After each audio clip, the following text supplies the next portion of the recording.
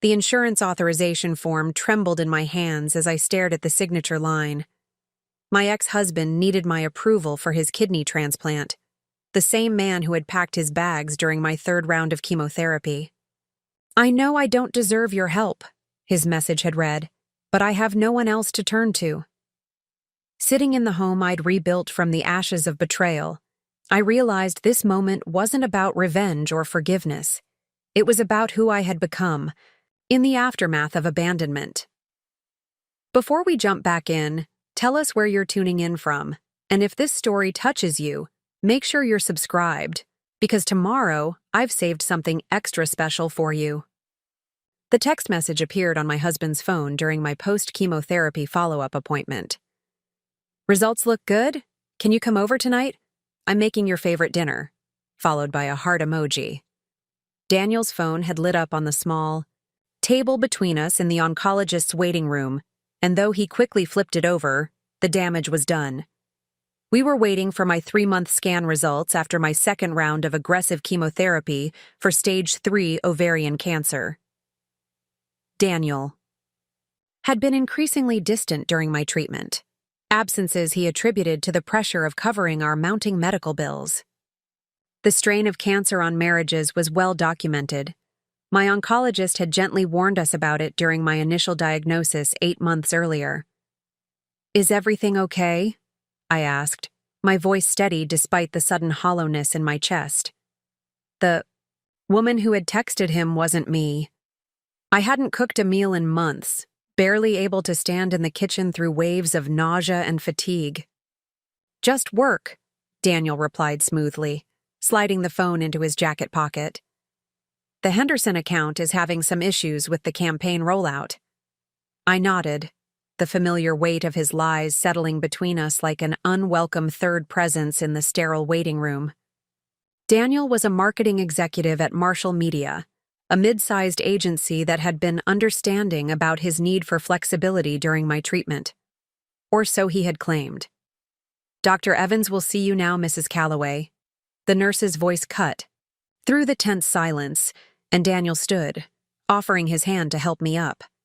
I took it automatically, the same hands that had held mine through the diagnosis, that had stroked my hair as it fell out in clumps, that had apparently been touching someone else while I fought for my life. In the examination room, Dr. Evans reviewed my scan results with cautious optimism. "The tumors have shrunk significantly. The treatment is working, Rebecca." Her warm smile and genuine enthusiasm should have been the highlight of my week, but my mind was elsewhere, piecing together a pattern I'd been too sick, too trusting, or too afraid to see clearly. Daniel's expression showed relief, but something else too. A flicker of something that looked almost like disappointment, quickly masked with a practiced smile. "That's fantastic news," he said, squeezing my shoulder. "We should celebrate tonight." "Yes," I agreed, watching him carefully. "Let's definitely do that." Dr. Evans outlined the next steps in my treatment plan. One more round of chemotherapy followed by potential maintenance therapy depending on my body's response. As she spoke, I calculated how long I had suspected something was wrong. The late 2 nights at the office. The new cologne I didn't recognize. The weekend business trips that seemed to multiply as my condition stabilized. The sudden password protection on his phone that appeared around my second round of treatment. All the signs had been there, but cancer had consumed my attention, my energy, my capacity to investigate what now seemed obvious. Or perhaps I hadn't wanted to face fighting 2 devastating battles simultaneously. "Do you have any questions, Rebecca?" Dr. Evans asked, her perceptive eyes noting my distraction. "How much longer will I need assistance with daily activities?" I asked, thinking quickly. "I'm wondering when I might be able to manage on my own." Dr. Evans tilted her head slightly. "Are you concerned about caregiver arrangements?" Daniel shifted in his seat. "I'm not going anywhere," he interjected, with a firmness that might have been convincing 3 months ago. "I just want to understand my prognosis completely," I replied, meeting Dr. Evans's gaze directly, woman to woman. Something in my expression must have communicated more than my words, because her response was measured and thorough. Many patients begin regaining independence after their third round, though energy levels vary considerably. I'd recommend maintaining your support system for at least another 3 months. She emphasized the last word slightly, giving me what I needed. Timeline. As we left the hospital, Daniel suggested picking up takeout from my favorite Thai restaurant. Spring rolls and green curry? We should celebrate your good scan. That sounds perfect, I replied, maintaining the facade of normalcy while my mind methodically cataloged every resource at my disposal. Who could I call? Where could I go? What financial arrangements would I need to make? Cancer had taught me to fight strategically, to marshal my limited energy for battles that mattered. This would be no different. At home, as we ate dinner at our kitchen island, Daniel seemed almost jubilant, his relief at my improved scan results manifesting as unusual chattiness. He talked about future vacations, when this is all behind us, home renovation projects we could finally start, plans that stretched into a future he was actively undermining. "I've got a surprise for you," he said, reaching into his pocket. He pulled out a thin gold bracelet with a small diamond charm. "I saw this and thought of you, for strength and beauty, like my incredible wife." I accepted the bracelet, the metal cold against my palm. "It's beautiful, Daniel. Thank you." I wondered if he had purchased it before or after texting his response. "To the woman who was making his favorite dinner tonight." I clasped it around my wrist anyway, recognizing it for what it was, a token of his guilt, not his affection. "I need to make a quick call," Daniel said after dinner. "The Henderson team is waiting on some approvals." He stepped onto our back patio, closing the door behind him. Through the glass, I could see his animated expression, the genuine smile that hadn't been directed at me in months. He ran his hand through his hair, a gesture of excitement I recognized from happier times. I didn't need to hear the conversation to understand its nature. The pieces had fallen into place with devastating clarity. While I had been fighting for my life, Daniel had been building an exit strategy. When he returned, I had already cleared the dinner containers and was sitting on the couch with my laptop, researching something he didn't bother to ask about. "Everything okay with work?" I asked.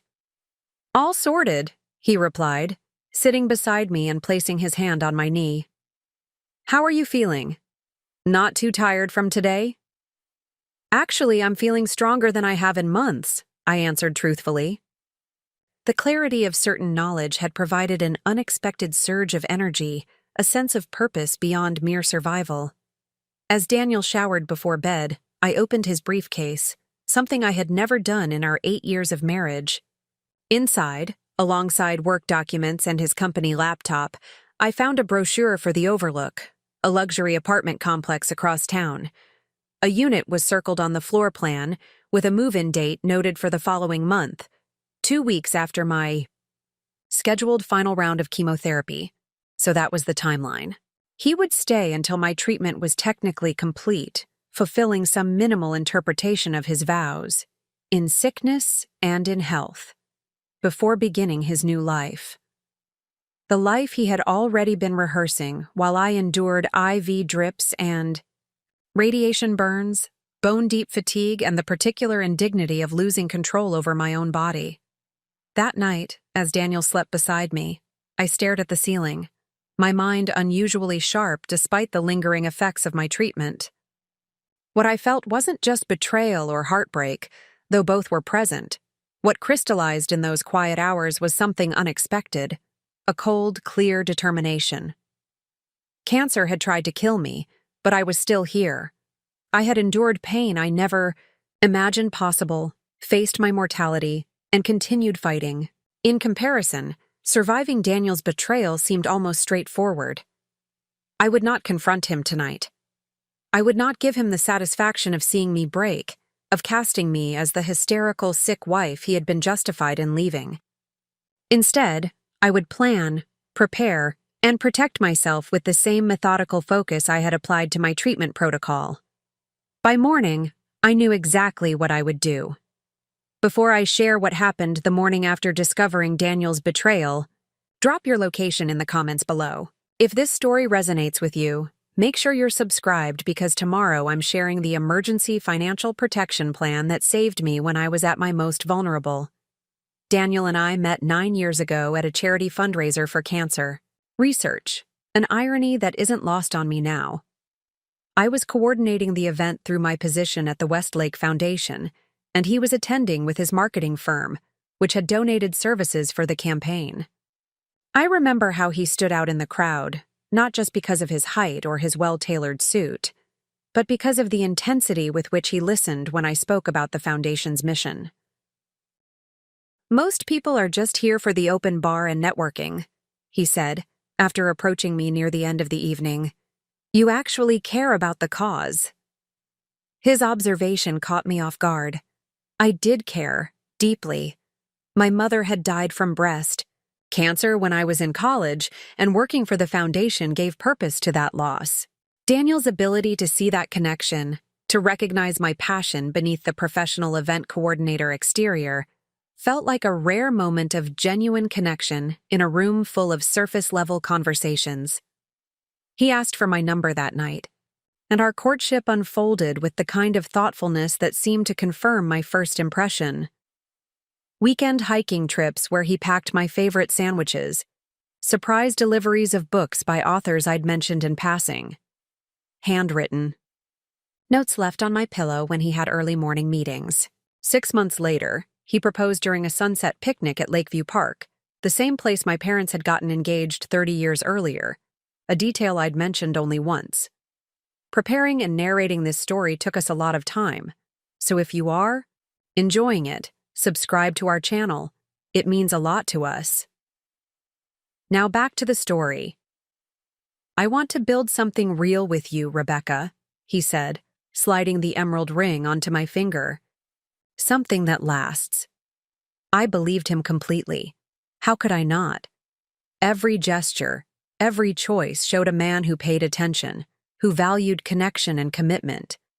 We married the following spring in a small ceremony at my family's lakeside cabin, surrounded by 50 guests who celebrated with us under twinkling lights strung through the trees. My father, still grieving my mother's absence at such a milestone, nevertheless gave a heartfelt toast to the man who would continue the tradition of adoring my daughter exactly as she deserves. The first few years of marriage fulfilled every expectation. We settled into a renovated craftsman in Oak Ridge Heights, advancing in our respective careers. Daniel at Marshall Media, where he quickly rose to become their youngest executive creative director, and I at the Westlake Foundation, eventually becoming director of community partnerships. We traveled, maintained close friendships, and began discussing starting a family once Daniel secured his next promotion. Looking back now, I can identify the first subtle shift in our relationship. It coincided with my father's health scare 3 years into our marriage. Dad had a minor stroke, and I temporarily scaled back my foundation work to help with his recovery. During those 3 months, Daniel was supportive but increasingly absent, citing a major new client that required frequent late nights and weekend work. "This account could change everything for us," he explained when I expressed disappointment about his missed visits to my father. "Just a few more months of hustle, then we'll have more security, more flexibility when we start our family." I accepted his reasoning because it aligned with our shared goals and values. We both wanted financial stability before having children, and his dedication to his career had always been part of what I admired. But something had changed in the quality of his absences. They no longer felt like sacrifices we were making together toward a common future, but rather like relief from the messy reality of illness and caregiving. Once my father recovered and I returned to my normal work schedule, Daniel and I seemed to find our rhythm again. We resumed our weekend hikes, our dinner parties with friends, our plans for expanding our family. If he continued to work late more often than before, I attributed it to the natural progression of his career and the increasing responsibilities that came with his success. The second warning sign appeared during a routine physical 2 years later, when my doctor discovered concerning irregularities in my blood work. After several follow-up tests, we learned I had a benign ovarian cyst that required monitoring but not immediate intervention. There's a small chance it could become problematic down the road, my doctor explained, so we'll keep an eye on it with regular scans. It shouldn't affect your fertility plans, but I'd recommend not delaying too long if having children is important to you. When I shared this information with Daniel, his response was measured but telling. "Let's wait until things stabilize with your health before making any major life changes," he said, his voice carefully neutral. "There's no rush." This reasonable-sounding caution marked the beginning of a pattern. Each time I raised the subject of starting our family, Daniel found logical reasons to postpone: a potential agency merger, a promising investment opportunity that required capital, the ideal timing for my career trajectory. All sensible considerations, presented with genuine concern for our future security and my well-being. What I didn't recognize then was how these postponements consistently centered his priorities while appearing to be mutual decisions. The deception wasn't in what he said, but in how he framed our choices to make his preferences seem like our shared conclusion. The third and most significant warning sign came 6 months before my cancer diagnosis, when Daniel began a comprehensive home office renovation.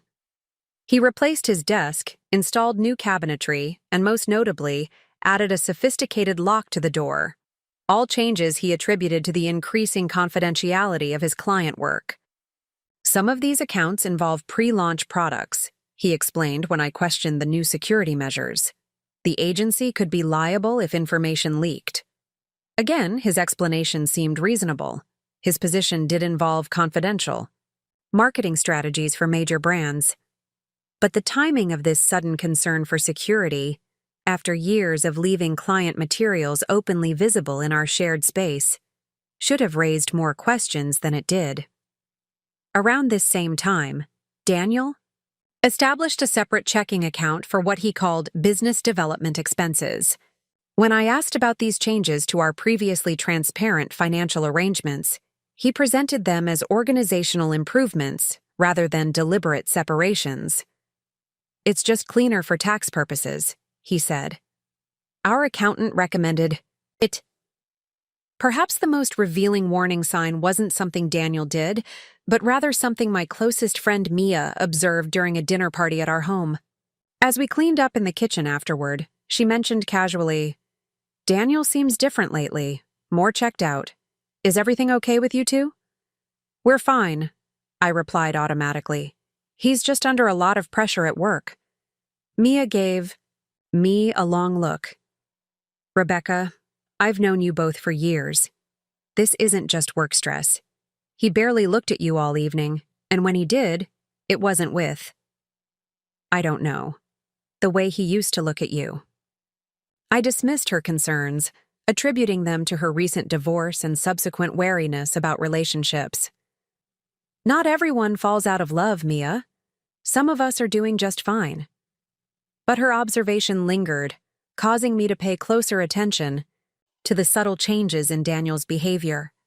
The decreased physical affection, the perfunctory conversations about my day, the way he seemed to perform connection rather than experience it.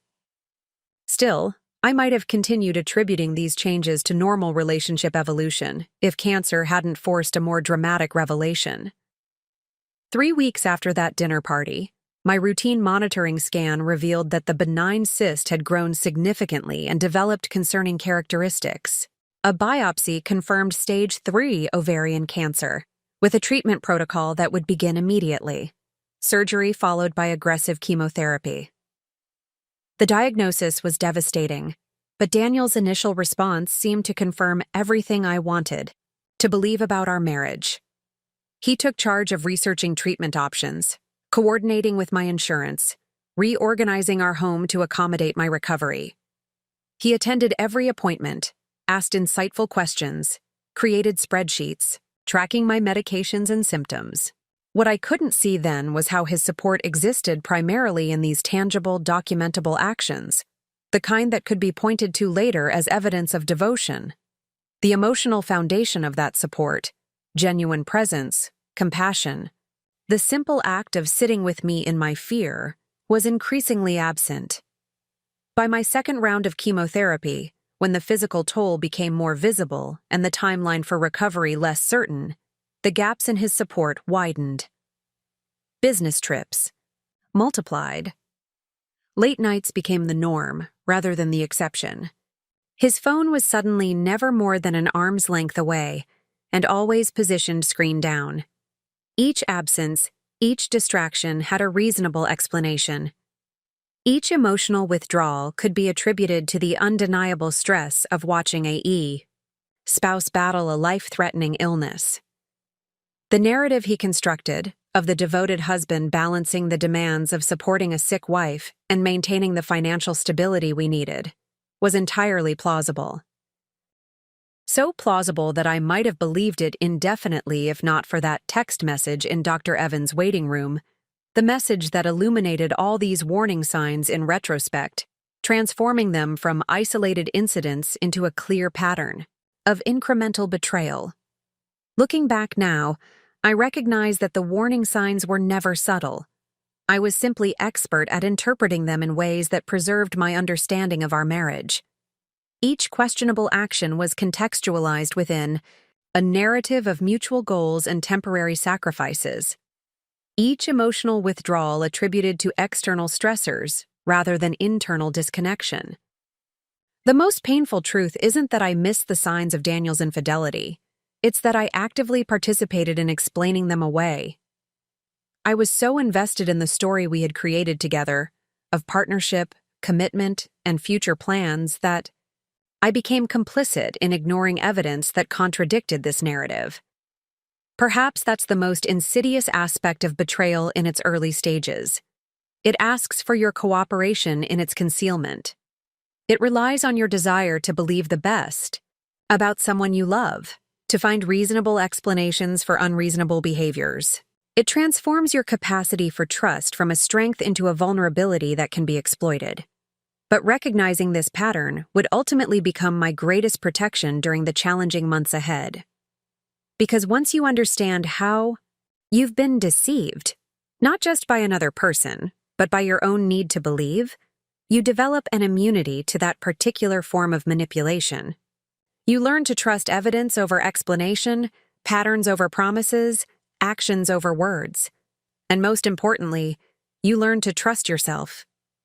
The morning after discovering Daniel's betrayal, I woke before sunrise, my mind unusually clear despite the emotional and physical exhaustion of the previous day. Daniel was still asleep, his breathing deep and regular, oblivious to the seismic shift that had occurred in our marriage. I slipped quietly from our bed, my body moving with deliberate care to avoid disturbing him. In the kitchen, I made a cup of ginger tea, one of the few things that settled my post-chemo nausea, and carried it to my small home office, the room that had become my sanctuary during treatment. Unlike Daniel's newly renovated and locked workspace, mine remained open and unchanged, walls covered with photographs from happier times, shelves lined with books on nonprofit management and community development, my life's work visible in every corner. I opened my laptop and created a new document titled Assessment and Action Plan. The clinical, almost detached title reflected my state of mind. Cancer had taught me the importance of approaching overwhelming situations methodically, of breaking seemingly insurmountable challenges into manageable components. This would be no different. First, I needed to understand exactly what I was facing. I began by listing what I knew with certainty. Daniel was involved with someone else. The text message confirmed an intimate relationship extending beyond professional boundaries. He had secured a new apartment, with plans to move approximately 2 weeks after my final chemotherapy treatment. Our finances, once transparent and jointly managed, had been carefully compartmentalized over the past year. My health insurance was provided through Daniel's employer, a comprehensive policy that covered the specialized oncologists and treatments my condition required. My current medical situation included one more scheduled round of chemotherapy, followed by a critical evaluation period to determine whether additional treatment would be necessary. This clinical inventory of facts helped center me.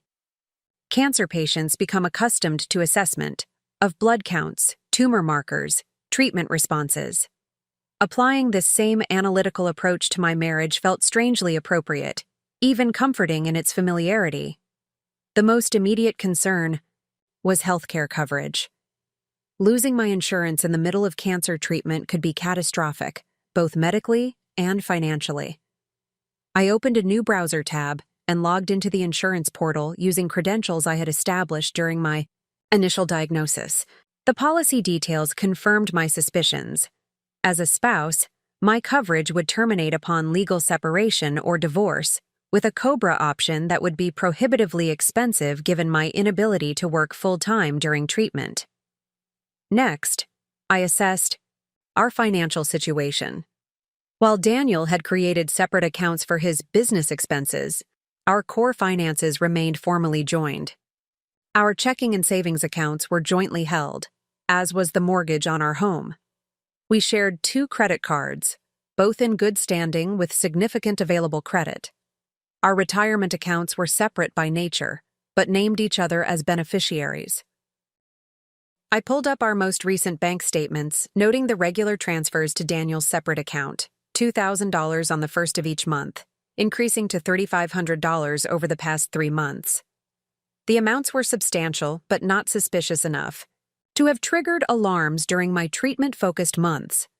Now, they represented a clear pattern of financial preparation for separation. The home equity calculation was straightforward. We had purchased the house 6 years ago with a significant down payment, partly funded by my inheritance from my mother. The property had appreciated considerably, and we had religiously made extra principal payments. According to the most recent assessment, our equity position was approximately $275,000, a significant asset that would need to be addressed in any separation.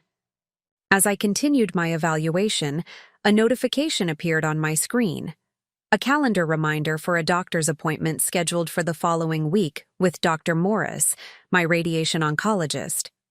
This prompted me to open my medical files folder, where I kept detailed records of my treatment plan, test results, and consultation notes.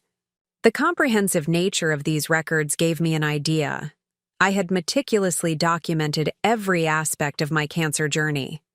Perhaps similar documentation would serve me well in navigating this new crisis.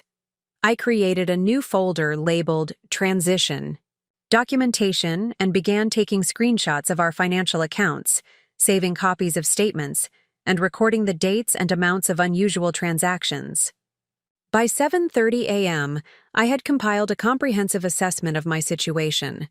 The picture wasn't as bleak as my emotional state might have suggested. I had resources, financial, informational, and personal, that could be leveraged strategically. What I needed now was expert guidance to determine the optimal sequence of actions. I pulled out my phone and scrolled through my contacts until I found Elise Winters. Elise was a divorce attorney I had met through the Westlake Foundation's legal aid program. We had collaborated on several community initiatives and developed a friendly professional relationship. If anyone could provide clear-eyed advice on my situation, it would be Elise. I sent her a text. Elise, I need to consult with you professionally on a confidential matter. Do you have availability today or tomorrow? It's urgent, but needs to be kept completely private. While waiting for her response, I heard Daniel stirring in the bedroom. I quickly closed my laptop and returned to the kitchen, where I began preparing. His usual breakfast smoothie alongside a simple piece of toast for myself, one of the few foods I could tolerate during treatment. "You're up early," Daniel observed, entering the kitchen in his running clothes. "Couldn't sleep?" "Just feeling unusually energetic after yesterday's good news," I replied, handing him the smoothie with a practiced smile. "I thought I might actually get some foundation work done this morning." "That's great," he said, his relief almost palpable. My improved health meant his timeline remained intact. I have that breakfast meeting with the Hendrickson team. Then, I'll be at the office until around 6. Will you be okay on your own? The concerned husband performance was flawless, solicitous but not hovering, attentive but respecting my independence. If I hadn't seen the apartment brochure, hadn't read the text message, I might still have believed it. I'll be fine, I assured him. Mia mentioned she might stop by this afternoon anyway. This was a calculated addition. Mia had made no such plans, but mentioning her served two purposes.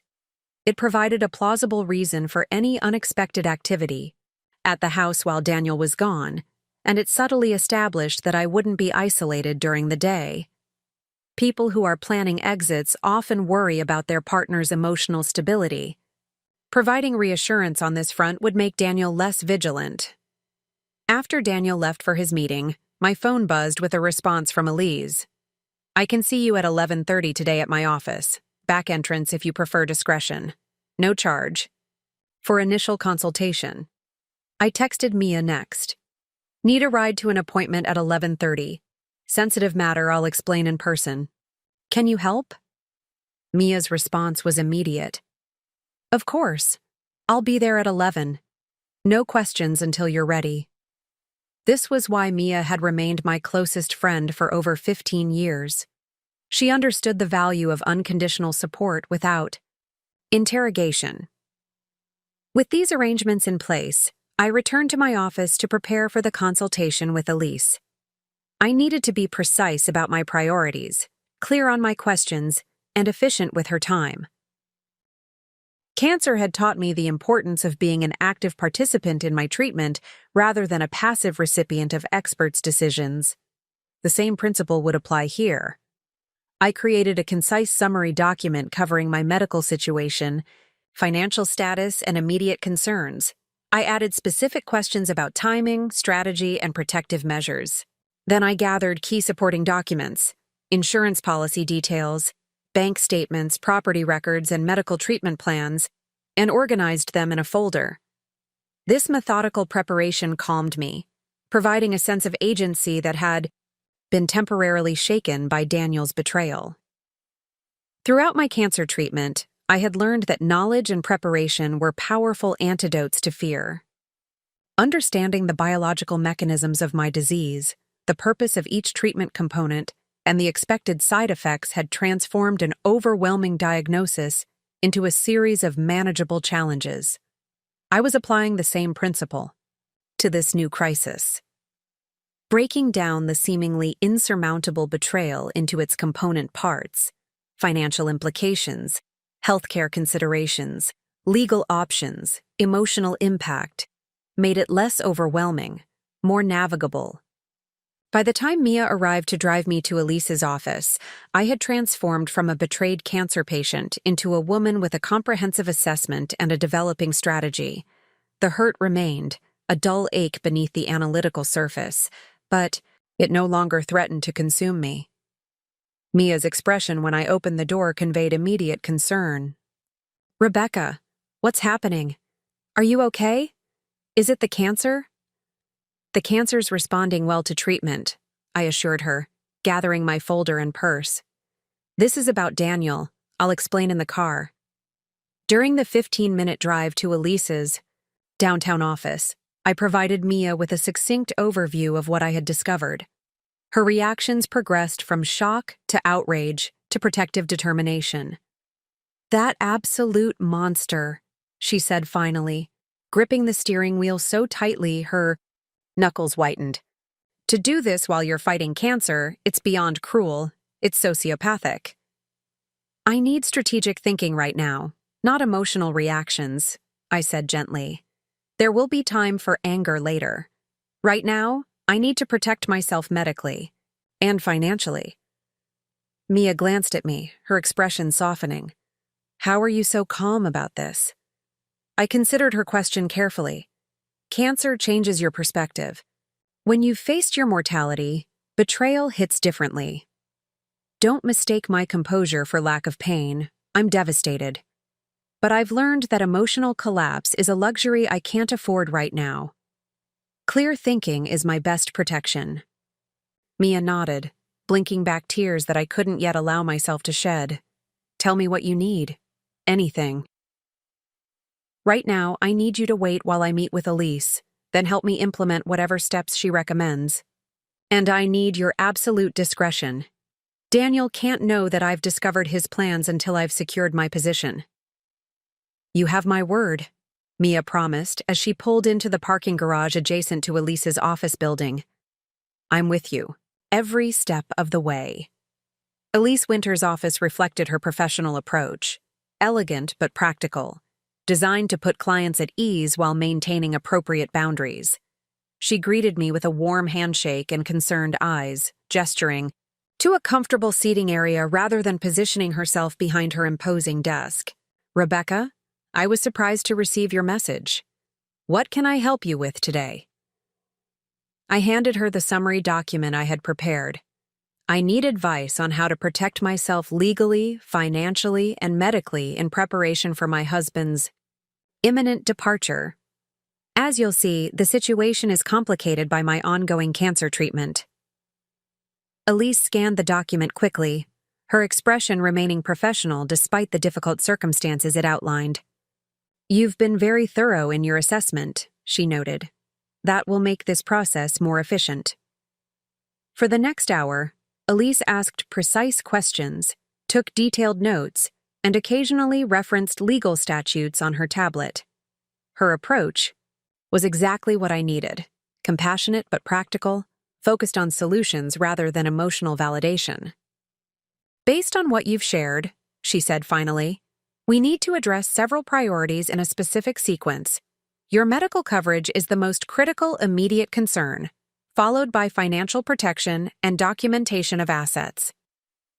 She outlined a series of steps, beginning with an immediate application for individual health insurance through a special enrollment period triggered by my medical condition, followed by strategic financial moves to secure necessary treatment funds and living expenses. "The timing here is delicate," Elise cautioned. "Moving too quickly could alert Daniel, but waiting too long leaves you vulnerable. We need to execute these steps in a coordinated sequence." As our consultation concluded, Elise handed me a detailed action plan with specific tasks, timing recommendations, and resource contacts. "Rebecca, I've handled many divorce cases involving serious illness," she said, "but your clear-headed approach is exceptional. Most people in your situation are too overwhelmed to function effectively." "Cancer doesn't give you the option of falling apart," I replied. "You learn to compartmentalize, to focus on the next necessary step rather than the entire journey. I'm just applying those same skills to this situation." Leaving Elise's office with a concrete plan transformed my emotional landscape. I was no longer merely reacting to betrayal. I was actively shaping my response, reclaiming agency in a situation designed to diminish my power. Daniel had calculated his exit based on my vulnerability, but he had underestimated the strength that vulnerability had forced me to develop. As Mia drove us back toward my house, I reviewed Elise's action plan, mentally prioritizing the steps I would begin that afternoon. The path ahead was challenging, but no longer undefined. I had experts guiding me, resources to draw upon, and a methodical approach to navigate this crisis. "Are you really as okay as you seem?" Mia asked as we neared my neighborhood. "No," I admitted. "I'm heartbroken, furious, and terrified, but I've learned that feelings can coexist with function. I can acknowledge the pain while still taking necessary action. Cancer taught me that, to feel everything without being incapacitated by those feelings." "That's actually incredible," Mia said softly. "Most people never learn that skill." "It wasn't a lesson I chose," I replied, watching familiar houses pass by the window, "but it's serving me well now." And in that moment, I recognized an unexpected truth. The very crisis that had made me vulnerable to Daniel's betrayal had also equipped me with exactly the skills I needed to survive it. As I implemented the first steps of Elise's action plan over the following week, I discovered that Daniel's betrayal extended far beyond a romantic affair and secret apartment.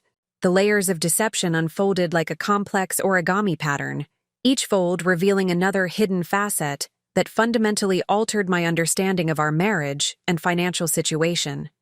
3 days after my consultation with Elise, I visited First Community Bank while Daniel was at a client presentation. An absence I'd verified was actually a lunch date with his mistress, thanks to the private investigator Elise had recommended. I'd requested copies of our joint account statements for the past 18 months, documentation I was legally entitled to as an account holder. The bank manager, Ms. Wilkins, reviewed my identification and processed the request efficiently, but hesitated before handing me the printed statements. "Mrs. Calloway, I notice you've only requested information on your joint accounts," she said carefully. "Would you also like documentation for your other accounts with us?" "What other accounts?" I asked, my voice steady despite the sudden acceleration of my heartbeat. Ms. Wilkins looked momentarily confused. "The business account under Calloway Consulting and the personal savings account established last year. They're not joint accounts, but they're linked to your profile in our system." I maintained my composure with practiced effort. "Yes, I'd like complete documentation for all accounts associated with either myself or Daniel Calloway, please." 20 minutes later, I left the bank with a portfolio containing revelations far more substantial than I'd anticipated. In addition to our known joint accounts, Daniel had established a business account under Calloway Consulting, an entity I'd never heard of, with deposits totaling $183,000 over the past 14 months. A personal savings account with a current balance of $97,450, funded primarily through transfers from the business account. A safe deposit box registered solely in his name, accessed regularly over the past year. The transactions painted a clear picture of systematic financial diversion, client payments that should have gone to his employer, Marshall Media, instead channeled through this fictional consulting business, then partially transferred to his hidden savings account. The dates corresponded with his increasingly frequent client dinners and weekend presentations. This wasn't merely an exit strategy, it was potential embezzlement. I scanned through the statements again, noting deposit amounts and sources. Several payments had come from companies I recognized as Marshall Media clients, including Henderson Global, the account he had referenced when explaining the text message in Dr. Evans's waiting room. The implications were staggering. Daniel wasn't just leaving me, he was likely committing fraud against his employer, creating potential legal jeopardy that could affect our shared assets and my access to health insurance. The timeline suddenly made painful sense. He needed to maintain his position at Marshall Media until my treatment concluded, preserving my insurance coverage while he built his escape fund. I called Elise immediately from my car. "The situation is more complicated than we thought," I explained, summarizing my discoveries. "This changes the risk assessment considerably." Elise's response was measured but urgent. "This accelerates our timeline. Financial fraud creates additional exposure for shared assets. We need to implement protective measures immediately." She outlined modified next steps, emphasizing the critical importance of documenting everything without alerting Daniel to my knowledge. "Don't confront him about any of this yet," she cautioned. "We need to secure your position first." That afternoon, I took the first decisive steps toward financial protection. Following Elise's guidance, I opened a new individual account at a different bank under my maiden name, funded with a cashier's check for $15,000 from our joint account, an amount significant enough to cover immediate medical and living expenses, but not so large as to trigger Daniel's suspicion. Filed for an emergency individual health insurance policy through the state exchange's special enrollment provision for critical health conditions, using copies of my medical records to support the application. Contacted my father's estate attorney to verify the status of a small trust my parents had established, which I had never accessed during my marriage. Applied for short-term disability benefits through a policy I'd maintained independently through the Westlake Foundation, submitting documentation of my cancer treatment and prognosis. Each action required careful energy management. Still weakened from chemotherapy, I needed to pace myself, scheduling these tasks between rest periods and maintaining the appearance of normal recovery activities when Daniel was home. The most challenging aspect wasn't the physical toll, but maintaining the facade of ignorance. Each evening, Daniel returned home with performative concern, asking about my day, my symptoms, my medication schedule, questions designed to reinforce his narrative as the devoted husband supporting his sick wife. I responded with the measured appreciation he expected, never revealing the systematic dismantling of our shared fiction. The depth of the deception became even clearer 2 days later, when I received a call from Bryce Sullivan, my primary care physician for the past decade. "Rebecca, I'm following up on your appointment yesterday. How are the new medications working for your anxiety?" he asked. I paused, confused. "I didn't have an appointment yesterday, Dr. Sullivan." There was a long silence before Dr. Sullivan spoke again, his tone shifting to one of professional concern. "Someone came in yesterday with your insurance information and ID, complaining of severe anxiety related to your cancer treatment. I prescribed a moderate course of anti-anxiety medication, if that wasn't you." "It wasn't," I confirmed, my mind racing. "Was it a woman who resembled me, or—" "No," Dr. Sullivan replied carefully. "It was your husband, Daniel. He said he was picking up the prescription on your behalf because you were too fatigued to come in. Since I've known you both for years, I didn't question it." The realization crashed over me like a wave. Daniel was securing prescription medications in my name, powerful anti-anxiety drugs that, when combined with my existing treatment medications, could cause dangerous interactions or appear to exacerbate cancer-related symptoms. "Dr. Sullivan, I need you to flag my account for identity verification for all future appointments and prescriptions," I said, working to keep my voice steady. "And I need documentation of yesterday's visit and prescription details." "Of course," he agreed, clearly disturbed. "Rebecca, is something going on that I should be concerned about? As your physician." "I'm handling it," I assured him, "but I would appreciate your discretion and vigilance regarding my medical information going forward." After ending the call, I sat motionless at my kitchen table, absorbing this new dimension of betrayal. The scope of Daniel's deception had expanded beyond financial self-interest into something potentially more sinister. The prescription incident raised alarming questions about his intentions regarding my health and recovery. I called Elise again, this time requesting an in-person meeting. This development required immediate documentation and potentially legal intervention. She agreed to see me that afternoon. Before leaving the house, I took a crucial precaution, photographing the contents of our medicine cabinet, particularly my prescription medications, and noting their pill counts in a dated entry on my phone. If Daniel was planning to tamper with my treatment protocol, I needed baseline documentation of my legitimate prescriptions. At Elise's office, I provided a complete account of Dr. Sullivan's call and my concerns about potential medication interference. "This changes our approach," Elise said, her expression grave. "Financial deception is one thing. Potential medical endangerment is another entirely. We need to consider a protective order."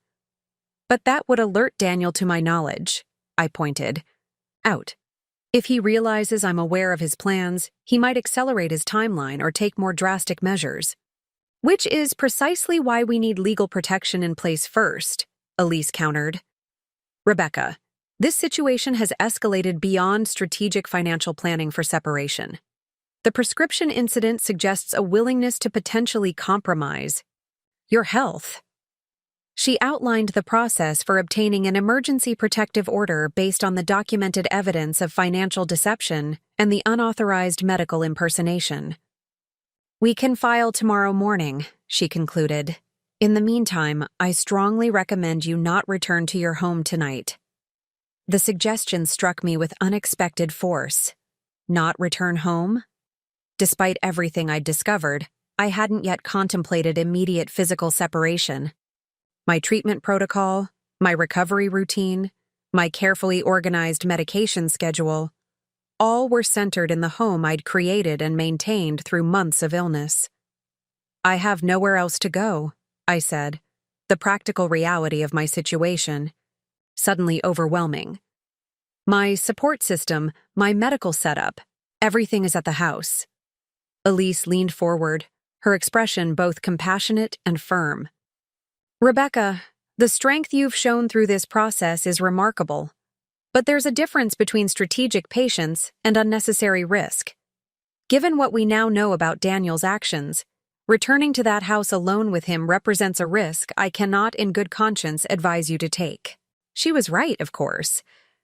The logical progression of Daniel's behavior, from financial deception to medical impersonation, suggested an escalating pattern that could potentially threaten my physical well-being.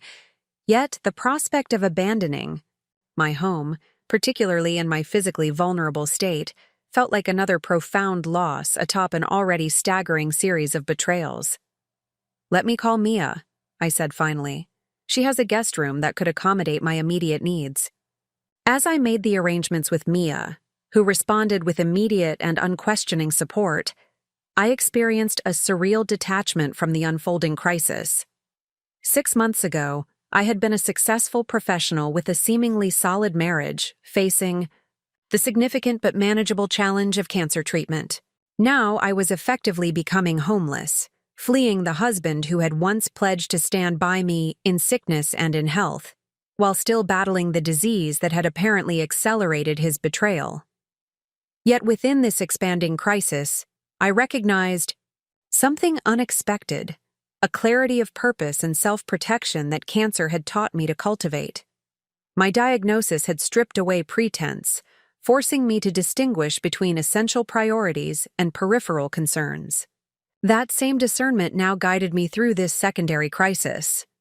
While waiting for Mia to arrive, Elise helped me create a detailed plan for the next 48 hours, including the protective order filing, notification to my medical team about potential identity fraud, and secure transfer of personal documents and irreplaceable items from my home. "We'll coordinate a time tomorrow when Daniel is confirmed to be at work," Elise explained. "My assistant will accompany you and Mia to retrieve your essential belongings and medical supplies. The protective order, once granted, will legally bar Daniel from contacting you or accessing your new temporary residence." The systematic dismantling of my married life, compressed into a 48-hour action plan, should have felt overwhelming. Instead, it provided a framework for navigating an otherwise chaotic situation, much like my cancer treatment protocol had offered structure amid the physical and emotional turbulence of diagnosis. "You're handling this with remarkable composure," Elise observed as we concluded our meeting. "Most clients in your situation experience significant emotional distress that impacts their decision-making." "Cancer changes your relationship with crisis," I explained. "You learn to separate the emotional experience from the necessary actions. I'm devastated, terrified, and furious, but those feelings can't dictate my choices right now." As Mia's car pulled up outside Elise's office, I gathered the documentation we'd organized and prepared to temporarily leave behind the life I had built with Daniel. The home we had lovingly renovated, the routines we had established, the future we had planned, all now revealed as elaborate constructions built on a foundation of deception. Yet as I stepped into Mia's car, explaining briefly what had transpired, I realized that the expanding scope of Daniel's betrayal had paradoxically strengthened my resolve. Each new revelation clarified the necessity of my actions, eliminating any lingering doubt or misplaced hope for reconciliation. "I can't believe this is happening to you," Mia said as we drove toward her house. "First cancer, and now this. It's too much for anyone to handle." I looked out at the familiar streets of the city where I'd built my life, now transformed by this new perspective. Actually, I think cancer prepared me for exactly this kind of crisis. when you've faced mortality, you develop a certain clarity about what matters and what doesn't.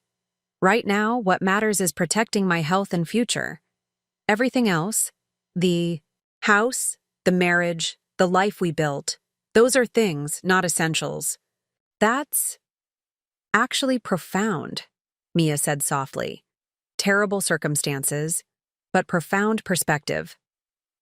As we arrived at Mia's townhouse, I received a text from Daniel. Working late tonight. Don't wait up. How are you feeling? The casual deception, the performative concern, it all seemed so transparent now. I replied with practiced normalcy. Tired but okay. Taking my evening medications now. Might go to bed early. This small deception, my last, I hoped, would buy the time needed to implement the protective measures Elise had outlined. By tomorrow evening, the legal machinery would be in motion, creating a barrier between Daniel's escalating betrayal and my vulnerable recovery. As Mia helped settle me into her guest room, arranging my medications and making sure I had everything needed for my evening routine, I experienced a moment of profound gratitude amid the crisis. Cancer had taken much from me, energy, certainty, physical well-being, but it had also revealed the genuine support system that existed beyond my marriage. Thank you, I said simply, as Mia brought in a cup of my preferred ginger tea. For everything. You would do the same for me, she replied with certainty. That's what real commitment looks like. Her words resonated deeply, highlighting the contrast between Daniel's broken vows and the authentic support offered without hesitation by my friend. In the expanding crisis of betrayal, this contrast provided an unexpected clarity, a reminder that genuine connection existed even as my marriage revealed itself as an elaborate fiction.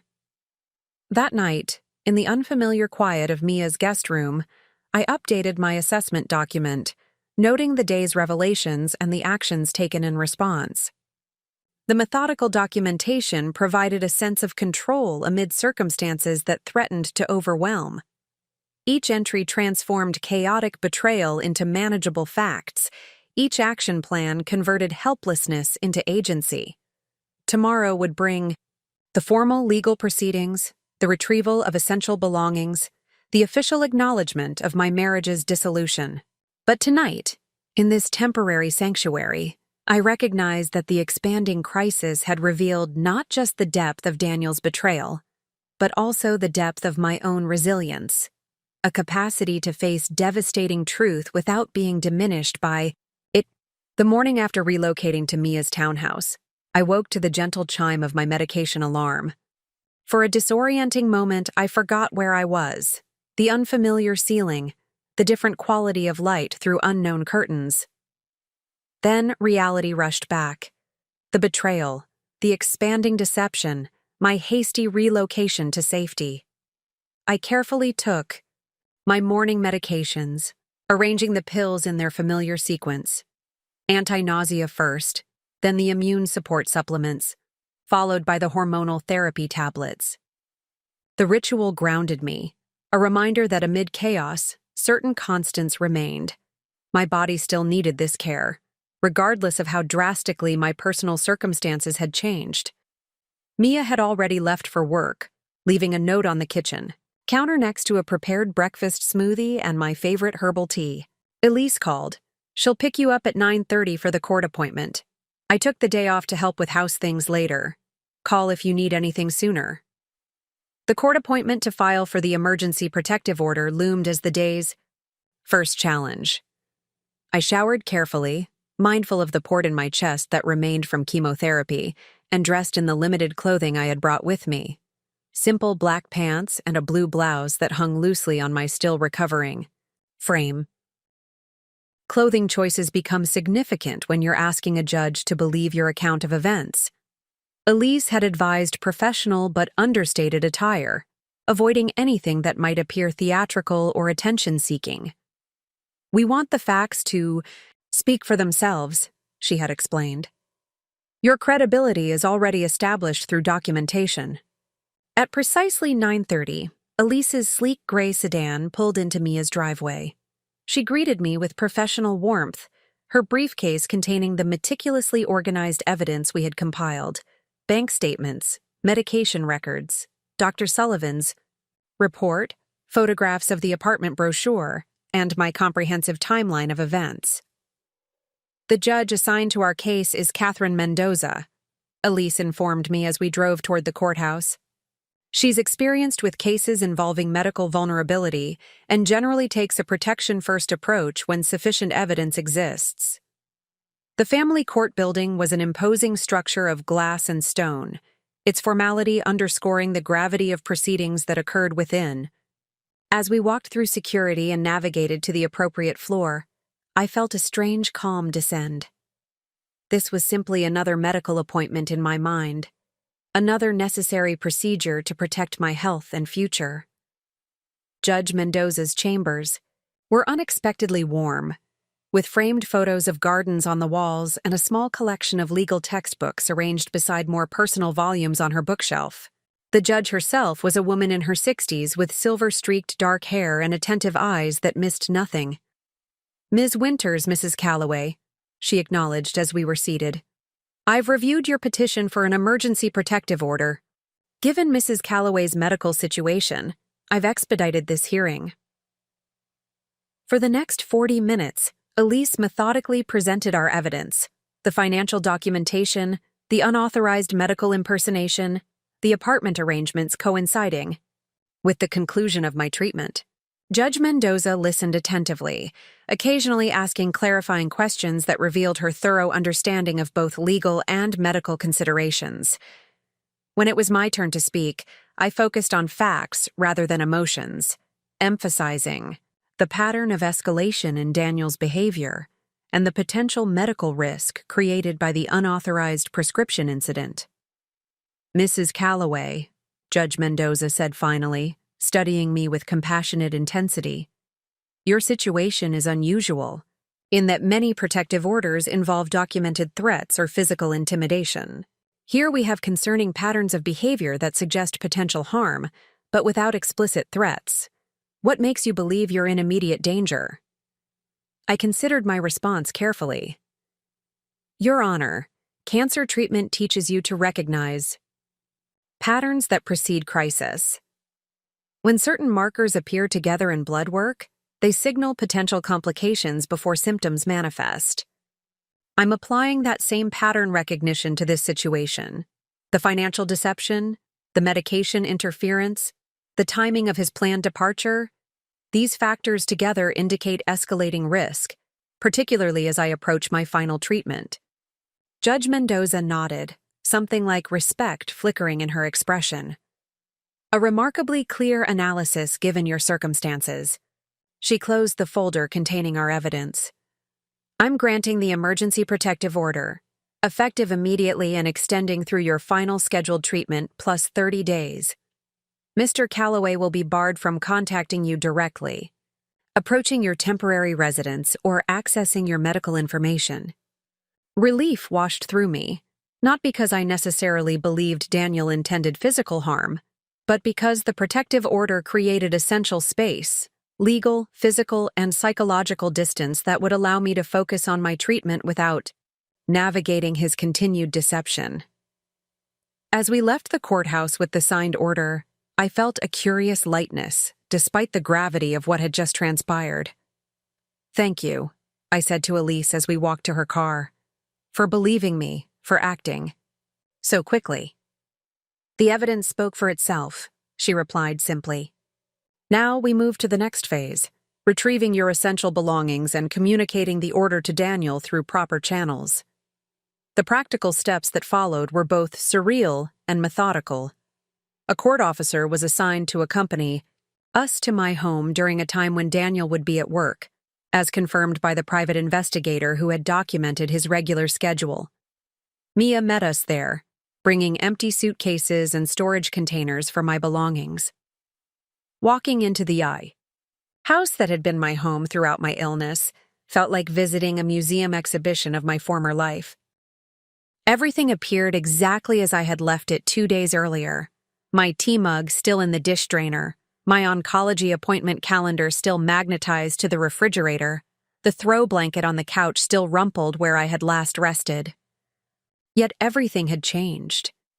The familiar space was now revealed as the setting for an elaborate deception, each room containing memories I now had to reinterpret through the lens of betrayal. Working efficiently under the watchful eye of the court officer, Mia and I gathered my essential belongings: clothing, medical supplies, important documents, irreplaceable personal items. I deliberately left wedding photos and gifts, joint purchases, and shared mementos. Those would be addressed during formal asset division. Today's mission focused solely on necessities. In my home office, I carefully packed my laptop, external, hard drives, and professional files. As I reached for a folder containing foundation documents, my hand brushed against a small carved wooden box on the upper shelf, a gift from my mother during her final weeks. "Take what grounds you," she had said, placing the box in my hands from her hospital bed. "The storms will come. Have something solid to hold on to." Inside the box, I had kept small treasures: a polished stone from a meaningful hike, a handwritten note from my father, the delicate silver bracelet my mother had worn daily. I hadn't opened it since beginning cancer treatment, the memories too tender to revisit while facing my own mortality. Now, I carefully placed the box in my bag, recognizing it as exactly the anchor I needed in this current storm. My mother had faced her terminal diagnosis with remarkable grace, finding meaning even as time shortened. Her example had unconsciously guided my approach to cancer. Perhaps it could guide me through this betrayal as well. As we completed our efficient packing, the court officer received confirmation that Daniel had been officially served with the protective order at his office. This timing was intentional: professional setting, witnesses present, minimal opportunity for an uncontrolled reaction. "The security company will arrive within the hour to change the locks," Elise informed me as we prepared to leave. "The court order specifies that you retain primary residence rights during your medical treatment, with Mr. Calloway permitted one supervised visit to retrieve personal necessities." Standing in the doorway of what had been our bedroom, I surveyed the space one final time. The king-sized bed where I had spent countless hours recovering from treatments. The nightstand still organized with my symptoms journal and medication schedule. The framed photo of Daniel and me from healthier, happier days. "Are you okay?" Mia asked gently, touching my shoulder. "I'm not sure okay is the right word," I replied honestly. "But I'm clear about what's happening, what needs to happen next, what matters most right now." As we drove away from the house, my essential belongings packed in Mia's trunk, I felt neither triumphant nor defeated, simply resolved. The practical steps of the day had transformed abstract betrayal into concrete action, providing a framework for moving forward that focused on protection rather than punishment. Back at Mia's townhouse, as we organized my belongings in the guest room that would be my temporary home, my phone rang with a number I didn't immediately recognize. "Rebecca? It's Vivian Elliott."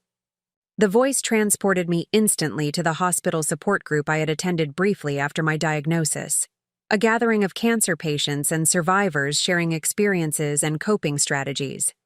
Vivian had been the facilitator, a 15-year breast cancer survivor whose wisdom and practical guidance had made a profound impression, though I had attended only 3 sessions before my treatment schedule made participation difficult.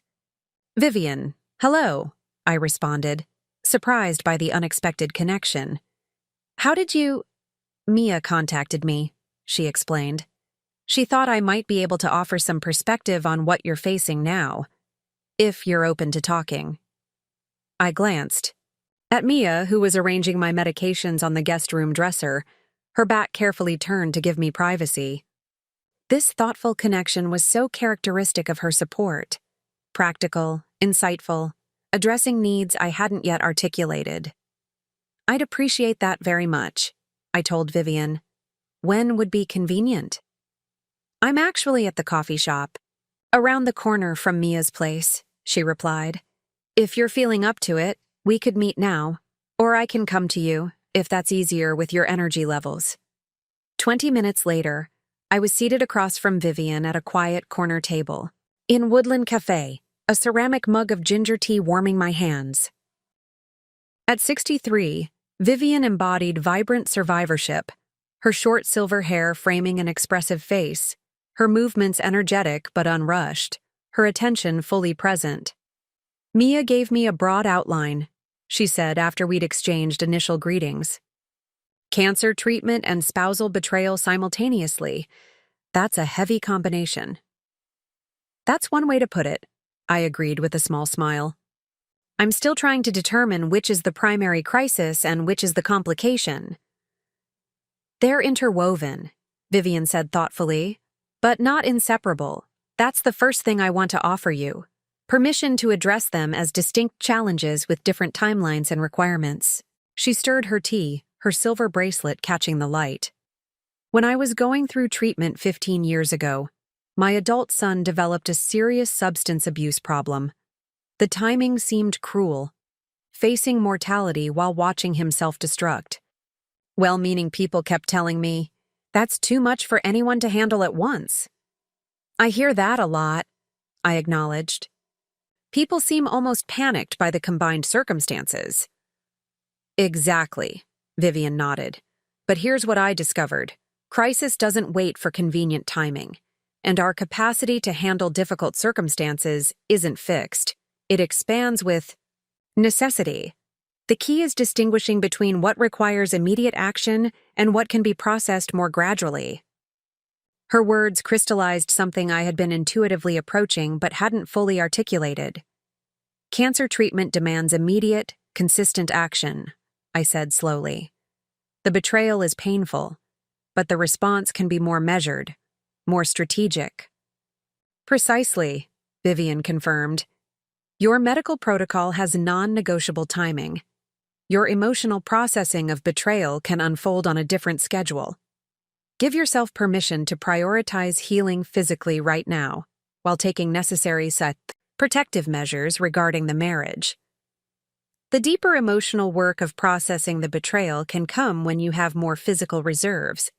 For the next hour, Vivian shared insights from her own experience and from the hundreds of cancer patients she had counseled through complex life crises coinciding with treatment. Her guidance was never prescriptive, but consistently clarifying, helping me distinguish between essential priorities and what could be temporarily set aside. Cancer strips away pretense, she observed as our conversation drew to a close. It forces a clarity about what truly matters. That clarity can be painful when it reveals deception in important relationships, but it's ultimately a gift, the ability to see things as they actually are, not as we wish them to be. I thought about how quickly I had recognized the pattern of Daniel's betrayal once that first text message appeared. How cancer had already prepared me to acknowledge difficult truths rather than cling to comforting illusions. I've been approaching this betrayal with the same methodical focus I apply to my treatment, I admitted. Some people might find that cold or detached. Vivian's expression warmed with understanding. That's not coldness, Rebecca. That's wisdom. You're instinctively preserving your limited energy for healing, rather than burning it on rage or despair. Those emotions will have their place in your journey, but right now, your measured approach is protecting the resource you most need, your strength for recovery. As we prepared to leave, Vivian handed me a small notebook. I give these to everyone I mentor through combined crises. It's for recording moments of unexpected capacity, times when you surprise yourself with your own strength or clarity. On the hardest days, it helps to have concrete reminders of what you've already navigated successfully. The simple gift touched me deeply, not just for its practical value, but for the fundamental assumption it contained, that I would continue to find strength, that difficult moments would be interspersed with discoveries of my own resilience. Thank you, I said, accepting both the notebook and the perspective it represented. foreseeing this as a journey with multiple dimensions, not just an overwhelming tragedy. Cancer patients often develop an admirable skill, Vivian replied, with a gentle smile. The ability to hold contradictory truths simultaneously, acknowledging profound difficulty while recognizing capacity for growth. You're already demonstrating that skill in how you're handling this compound crisis. Walking. Back to Mia's townhouse in the gentle afternoon light, I reflected on Vivian's guidance. The clarity she had helped me articulate, distinguishing between the different demands of simultaneous crises, provided a framework for the challenging days ahead. My phone buzzed with a text from Elise. Protective order successfully served. Security system updated at house. Daniel's attorney has contacted me to arrange his supervised visit to collect essentials. We'll call tomorrow with details. The practical machinery of separation was in motion, creating the protected space I needed to focus on my primary battle, completing cancer treatment successfully. Daniel's betrayal had altered the landscape of my life dramatically, but it hadn't changed the fundamental priority of healing physically. As I reached Mia's front door, I opened Vivian's notebook and made my first entry. Today, I walked into the house I shared with my husband, gathered what I truly needed, and walked away without collapse. Cancer prepared me for this moment by teaching me to distinguish between what feels overwhelming and what actually is. It wasn't triumph or even acceptance, just a simple acknowledgement of capacity discovered in crisis. And for today, that was enough. Over the next week, I executed a comprehensive plan to secure my medical, financial, and emotional well-being while preparing for my final scheduled chemotherapy treatment. This methodical approach transformed overwhelming circumstances into a series of manageable actions, each building toward greater stability and protection. My first priority was ensuring uninterrupted health care. 3 days after obtaining the protective order, I met with my entire medical team, Dr. Evans, my oncologist, Dr. Morris, my radiation specialist, nurse practitioner Samantha Torres, who coordinated my care, and Dr. Sullivan, my primary physician who had inadvertently provided Daniel with unauthorized medication. We gathered in Dr. Evans' office, my medical records spread across her desk, sunlight streaming through windows that overlooked the hospital's healing garden. I had prepared a detailed briefing document explaining my changed circumstances and the potential implications for my treatment plan. First, I want to assure you that my living situation is stable, I began, addressing their evident concern. I've relocated temporarily to ensure my safety and ability to focus on treatment without additional stress. Dr. Evans nodded, her expression professionally composed but with evident compassion. Rebecca, we support whatever measures you need to take for your well-being. Our primary concern is ensuring your treatment continues without disruption. I outlined the steps already taken, the protective order barring Daniel from accessing my medical information, the emergency application for individual health insurance coverage, and the financial arrangements to cover treatment costs during the transition period. The timing is challenging, I acknowledged. With my final scheduled treatment next week, any insurance disruption could affect not just that session, but the critical follow-up evaluation period. Dr. Sullivan leaned forward, his expression somber. I've submitted comprehensive documentation regarding the unauthorized prescription incident. Our legal department has flagged your records with the highest privacy protection level and implemented verbal passwords for all communications. Nurse Torres added practical details about the hospital's ability to provide financial bridge assistance for patients in crisis situations. We have programs specifically designed to prevent treatment interruption during insurance transitions. I've already initiated the application process on your behalf. The meeting concluded with a modified treatment plan that accommodated my changed circumstances. Transportation arrangements through the hospital's patient service program, appointment times coordinated with Mia's availability, and a direct line to the patient advocate who would help navigate any insurance challenges. As I gathered my materials to leave, Dr. Evans touched my arm gently.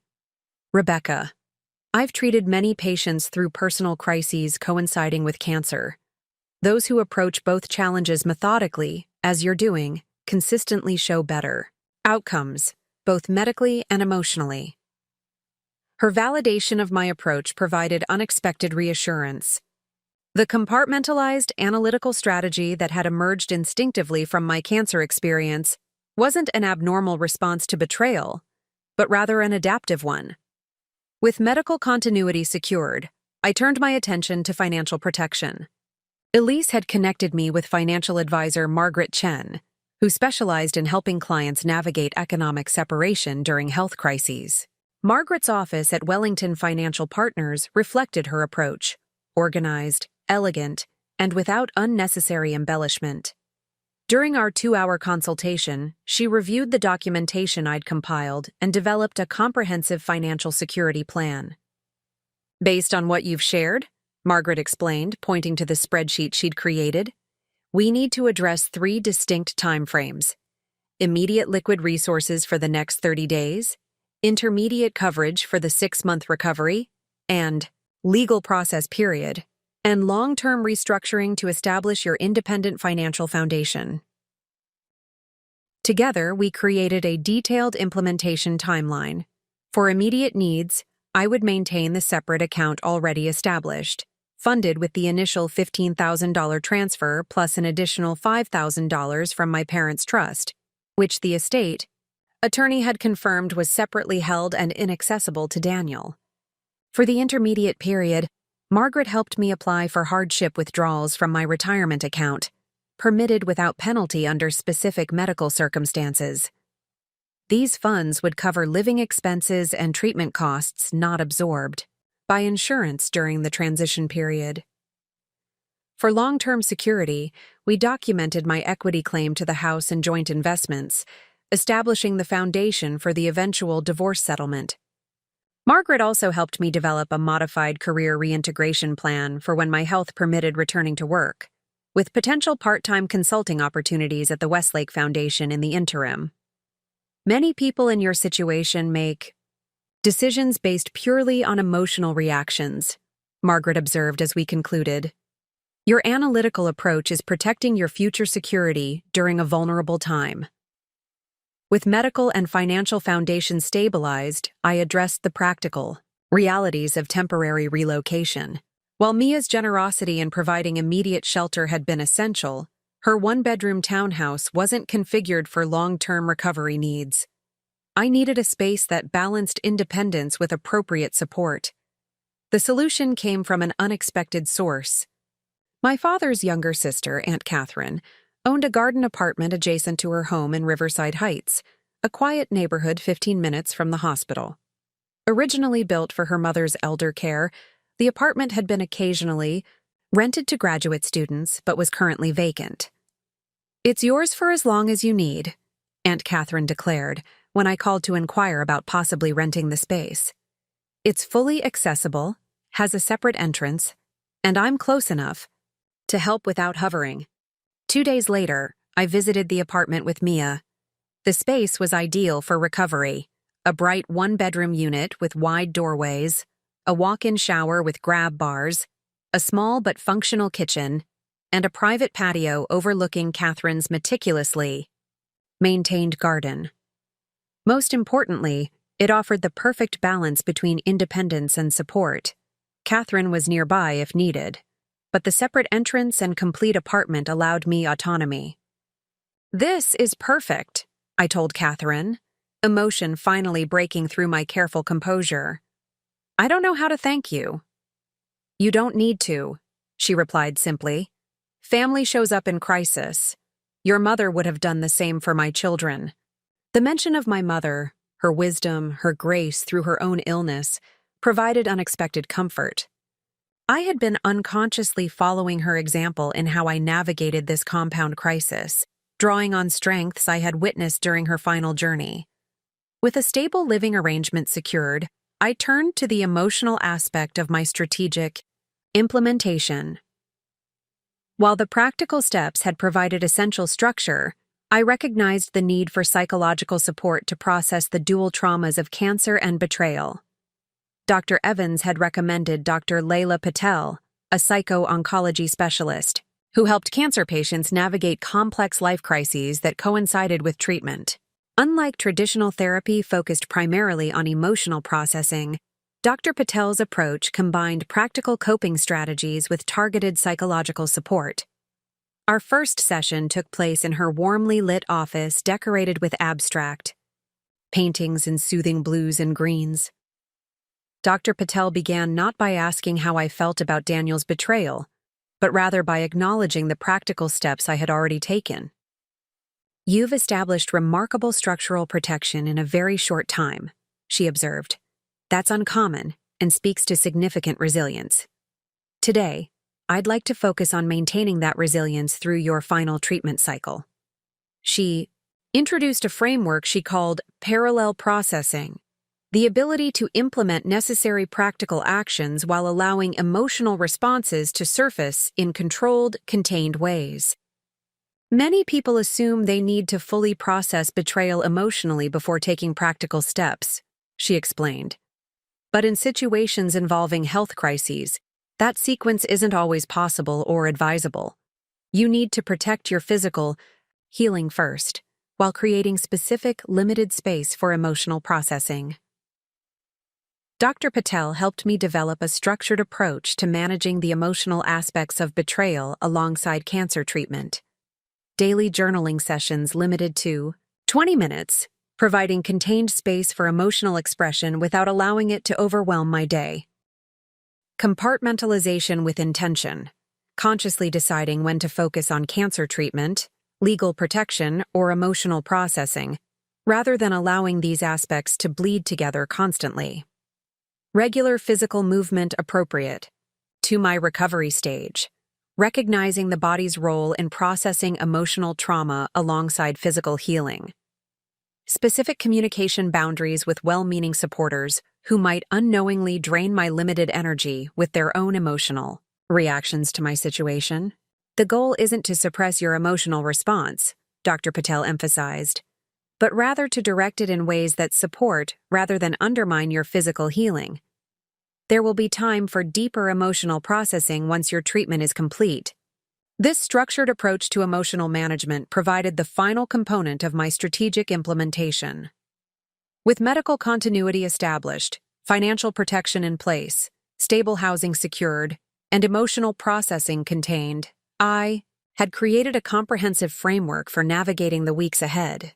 The day before my final scheduled chemotherapy treatment, I sat on the small patio of Aunt Catherine's garden apartment, reviewing my implementation journal. The concrete actions of the past week had transformed my circumstances from chaotic crisis to managed challenge. The emergency health insurance application had been provisionally approved, with coverage confirmed through the critical evaluation period following my final treatment. The financial protection plan had secured necessary resources for the next 6 months, with clear pathways established for long-term security. My essential belongings had been relocated to the garden apartment, creating a recovery environment, optimized for healing. Legal protection through the continued enforcement of the protective order had created essential separation from Daniel's escalating deception. Regular sessions with Dr. Patel had provided emotional containment strategies that preserved energy for physical healing.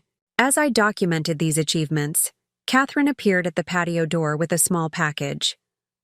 "This was delivered to my address for you," she explained, handing me a carefully wrapped parcel. Inside was a soft cashmere wrap in a gentle shade of blue, accompanied by a handwritten note from Vivian. "For tomorrow's treatment, something beautiful and practical to remind you of your own strength, holding you in my thoughts." The thoughtful gift brought unexpected tears, not of despair or self-pity, but of recognition that even amid betrayal and illness, genuine connection remained. Daniel's abandonment had revealed the hollowness of his commitment, but it had also highlighted the authentic support that surrounded me. That evening, as I prepared for the next day's treatment, I added a final entry to my implementation journal. Strategic protection isn't just about defending against harm. It's about creating space for genuine healing. Each practical step taken this week has built a foundation not just for survival, but for eventual thriving. This reframing shifted my perspective on the implementation process. What had begun as necessary defense against Daniel's betrayal had evolved into proactive creation of a healing environment aligned with my true needs and values. The strategic response to crisis was simultaneously becoming the architectural blueprint for a rebuilt life. As I completed my pre-treatment medication protocol and prepared for sleep, I experienced a moment of unexpected clarity. The implementation wasn't merely about managing dual crises, it was about reclaiming agency in circumstances designed to diminish it. Cancer had attempted to override my physical autonomy. Daniel's betrayal had tried to undermine my emotional security. My structured, methodical response was simultaneously an act of resistance and reconstruction. Tomorrow would bring the physical challenge of final treatment, with its attendant discomfort and temporary debilitation. But I would face it from a foundation of comprehensive protection and support, a foundation I had built deliberately, strategically, in the midst of circumstances that could have easily overwhelmed less focused determination. That knowledge provided not comfort exactly, but something more substantial, the quiet confidence of demonstrated capacity. I had implemented what was necessary when it was most difficult. That evidence of capability would sustain me through whatever challenges tomorrow would bring. My final scheduled chemotherapy treatment fell on a Thursday in early autumn, when the maple trees outside the oncology center had just begun their transformation from green to brilliant orange. I arrived at 8:30 a.m., wrapped in Vivian's soft blue cashmere shawl, Mia at my side carrying the tote bag containing my treatment essentials, water bottle, light snacks, journal, headphones, and tablet loaded with meditation recordings. The oncology center had become familiar territory over the past months. The gentle hum of medical equipment, the hushed conversations of nurses and patients, the distinct hospital scent masked by lavender diffusers. I checked in at the reception desk, where Linda, the coordinator who had witnessed my entire treatment journey, greeted me with warm recognition. "Final scheduled session," she noted, emphasizing the word scheduled in acknowledgement of the uncertain path that often followed initial treatment protocols. "Dr. Evans wants to see you before you start. She's in consultation room 3. Dr. Evans was reviewing my file when I entered, her silver-framed glasses perched on her nose as she studied recent lab results. She looked up with a smile that contained both professional assessment and personal warmth developed over months of shared medical battle. "Your numbers are looking good, Rebecca," she began, gesturing for me to sit. "White blood cell count has rebounded nicely since the last session, and your other markers are showing the response we've been hoping for." She turned her tablet toward me, displaying charts tracking various measurements throughout my treatment. The downward trend of tumor markers was clear, a visual representation of the battle my body had been fighting with medical reinforcement. "This final session will follow the same protocol as the previous one," she continued. "We'll take another comprehensive blood panel immediately afterward, then schedule follow-up scans in 3 weeks to assess overall response." Dr. Evans paused, her expression shifting subtly. "Nurse Torres mentioned your living situation has stabilized. How are you managing the practical aspects of recovery alongside everything else?" The question was carefully framed to respect professional boundaries while acknowledging the personal crisis that had coincided with my treatment. Dr. Evans had maintained this balanced approach throughout, medically focused, but never ignoring the human context of illness. "I've established a structured support system," I replied, matching her professional tone. "Temporary housing with appropriate recovery accommodations, transportation arrangements for appointments, and regular consultations with both legal counsel and financial advisors to address the transition period." Dr. Evans nodded, a flicker of approval crossing her features. "That's remarkably comprehensive. Many patients find it challenging to coordinate even basic support during treatment, let alone during additional personal crisis. Cancer teaches effective project management, I said with a small smile. When your life depends on coordinating multiple specialists, medications, and appointments, you develop transferable skills. This earned a genuine laugh from Dr. Evans. I may quote you on that. It's an excellent reframing of the burden patients carry. She closed my file and stood. Let's get you settled for this final session. Nurse Carter will be overseeing your treatment today. The treatment room was arranged with 6 recliners positioned to offer both medical accessibility and relative privacy. As I settled into my assigned chair, Nurse Carter efficiently checked my port for proper function before beginning the pre-medication protocol designed to minimize side effects. Dr. Evans has ordered the standard anti-nausea medication, plus an additional hydration bag given your recent lab values, she explained while programming the infusion pump. Total treatment time will be approximately 4 hours. I'll be monitoring you throughout. I arranged my comfort items, headphones ready, water bottle positioned within easy reach, journal open to a fresh page. The routine had become almost ritualistic over the past months, each element designed to make the necessary medical invasion as manageable as possible. As the first medication began flowing through my port, I closed my eyes and initiated the visualization technique Dr. Patel had taught me, imagining the drugs as golden light flowing through my body, seeking and destroying any remaining cancer cells. The imagery wasn't merely comforting. Studies suggested such visualization could potentially enhance treatment effectiveness by reducing stress hormones that might interfere with immune response. Halfway through my session, during a brief pause between medication changes, I opened my eyes to find Nurse Carter standing beside my chair with an uncomfortable expression. "Ms. Calloway, there's a situation at reception," she said quietly. "Your husband is attempting to gain access to the treatment area. Security has been notified about the protective order, but he's insisting he has information crucial to your medical care that must be delivered personally." The calm I had carefully cultivated during treatment wavered momentarily. This was the confrontation I had anticipated but hoped to avoid, at least until my physical recovery was further advanced. "Has he been informed that any medical information can be provided to Dr. Evans directly?" I asked, maintaining my composure despite the disruption. "Yes, but he's being quite insistent," Nurse Carter replied.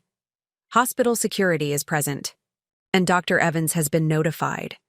They're requesting your preference. Would you like them to remove him from the premises, or would you prefer to have a security-supervised brief conversation to resolve the situation?" I considered my options carefully.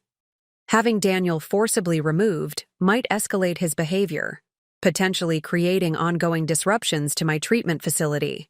A brief controlled interaction with appropriate safeguards might resolve the immediate situation more effectively.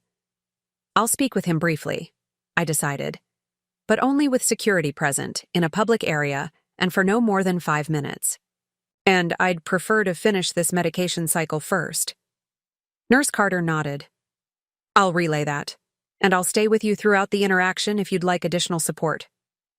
"Thank you," I said, genuinely appreciative of her professional handling of a situation that went beyond normal nursing duties. 40 minutes later, with my current medication cycle completed and a natural break in the treatment protocol, I was escorted to a small meeting room near the reception area. The space was deliberately public. Glass walls facing the nurses' station, security officer positioned just inside the door, Nurse Carter standing unobtrusively in the corner. Daniel was already seated when I entered, his appearance noticeably different from when I'd last seen him just over 2 weeks earlier. His normally meticulous presentation had deteriorated, his shirt slightly rumpled, his hair less precisely styled, shadows visible beneath his eyes. The changes weren't dramatic enough to suggest complete dissolution, but rather the strain of unexpected consequences disrupting his carefully planned exit strategy. His expression when he saw me reflected competing emotions, concern immediately, replaced by calculation, then deliberately rearranged into an approximation of worried affection. The performance was skilled but now transparent to me, like watching an actor whose techniques I had finally learned to recognize. "Rebecca," he began, half rising before the security officer subtly indicated he should remain seated. "I've been trying to reach you. I was worried." "I believe the protective order was quite clear about contact restrictions," I interrupted, taking the seat across from him. The small table between us provided both physical and psychological distance. "What medical information is so urgent that it required violating that order?" My direct approach visibly disrupted his prepared script. He had anticipated emotional vulnerability, perhaps tears or accusations, not this calm, professional demeanor. "This has all been a terrible misunderstanding," he said, leaning forward with practiced earnestness. "The apartment information you found? It was meant to be a recovery space for you after treatment. Somewhere peaceful, away from the memories of illness in our home. It was going to be a surprise." The explanation was skillfully crafted, plausible, enough to seed doubt in someone eager to believe, detailed enough to suggest authenticity. But it failed to address the text message, the unauthorized prescription, the hidden financial accounts.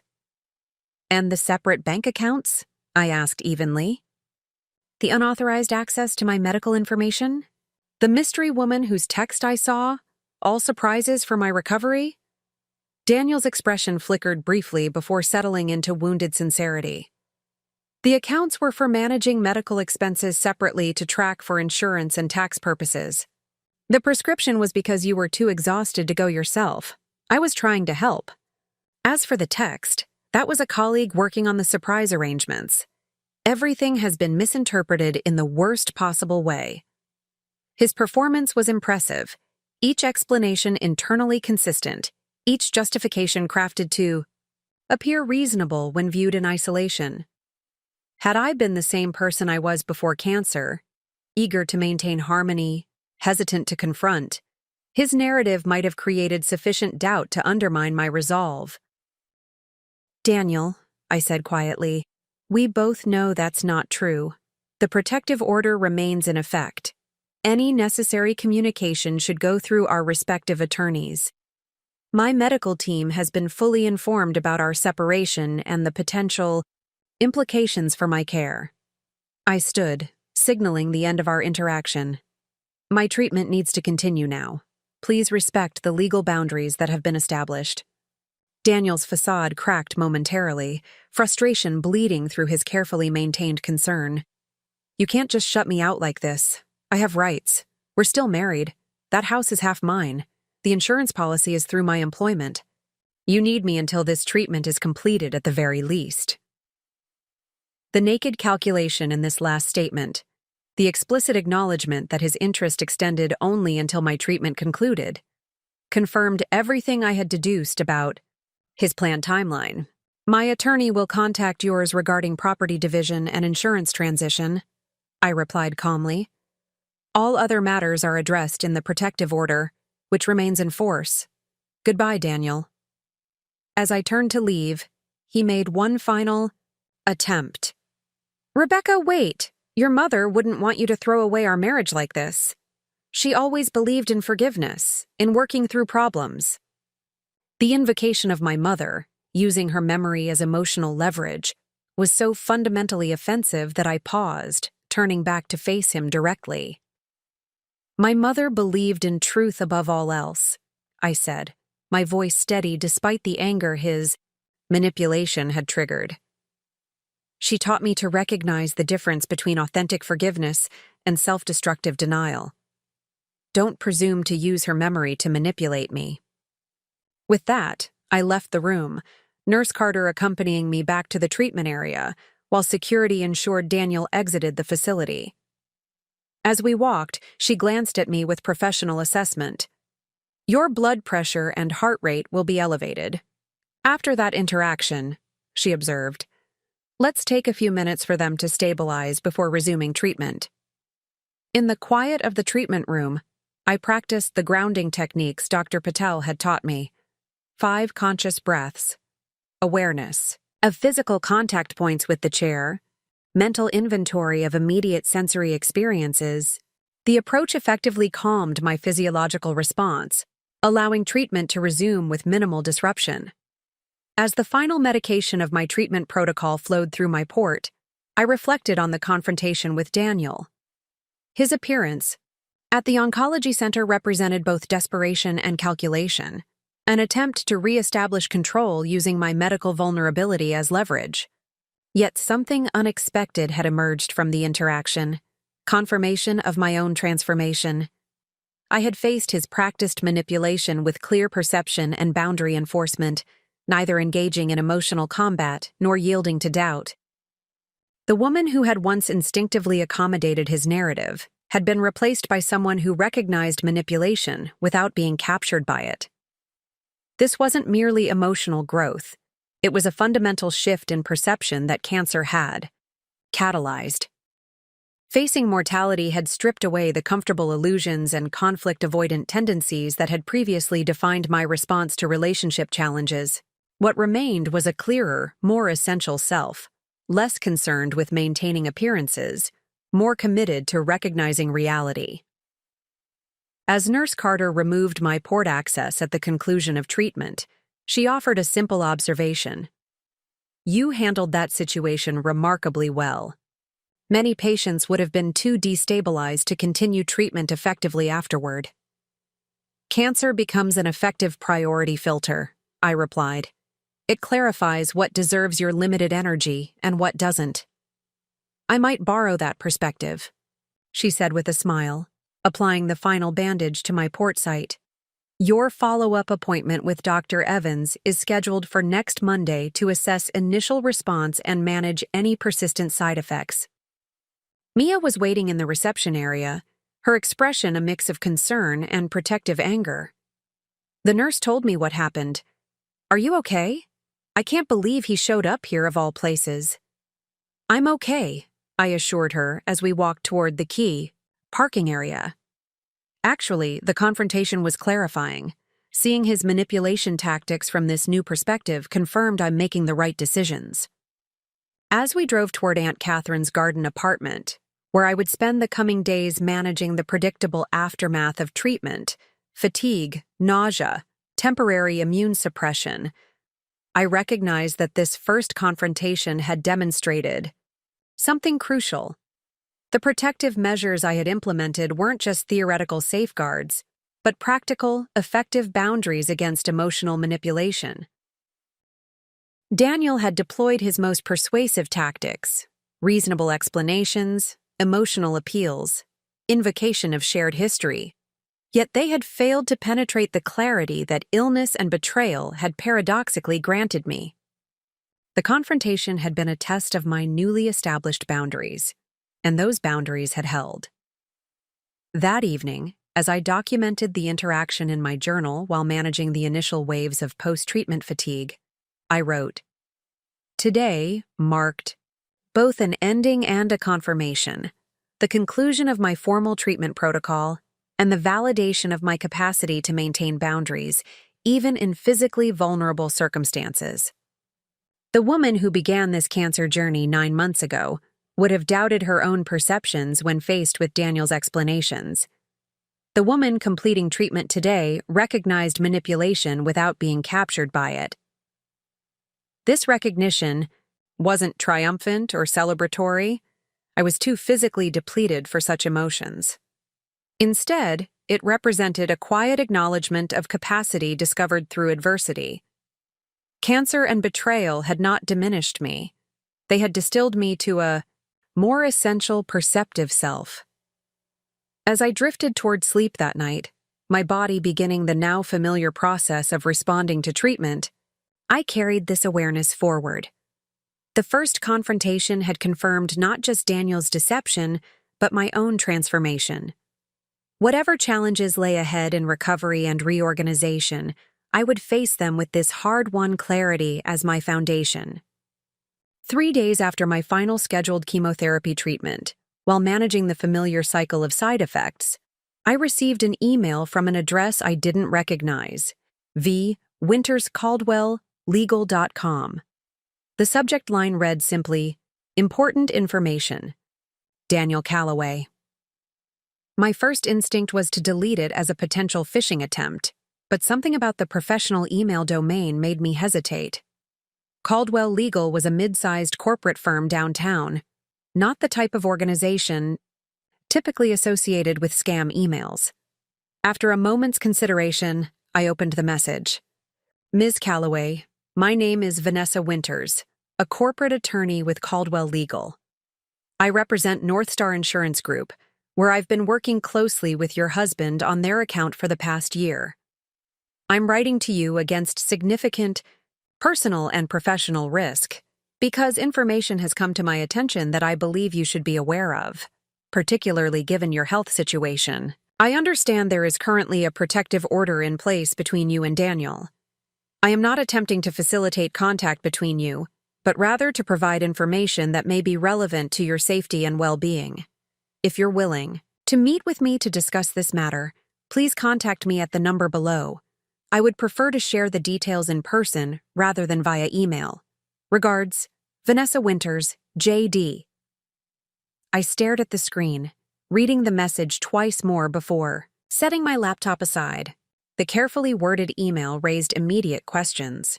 Who was Vanessa Winters? What was her relationship with Daniel? And most importantly, what information did she possess that warranted this unusual outreach? The phrase, "relevant to your safety and well-being," was particularly concerning, suggesting something beyond the betrayal and financial deception I had already discovered. I forwarded the email to Elise with a brief note asking for her assessment before taking any action. Her response came within the hour. "I've verified Vanessa Winters is legitimate. Senior associate at Caldwell specializing in insurance litigation. Recommend proceeding with caution. If you decide to meet, do so only in my office with me present." After consulting with both Elise and Dr. Patel, who emphasized the importance of managing potentially stressful new information within a supported context, I arranged a meeting for the following afternoon at Elise's office.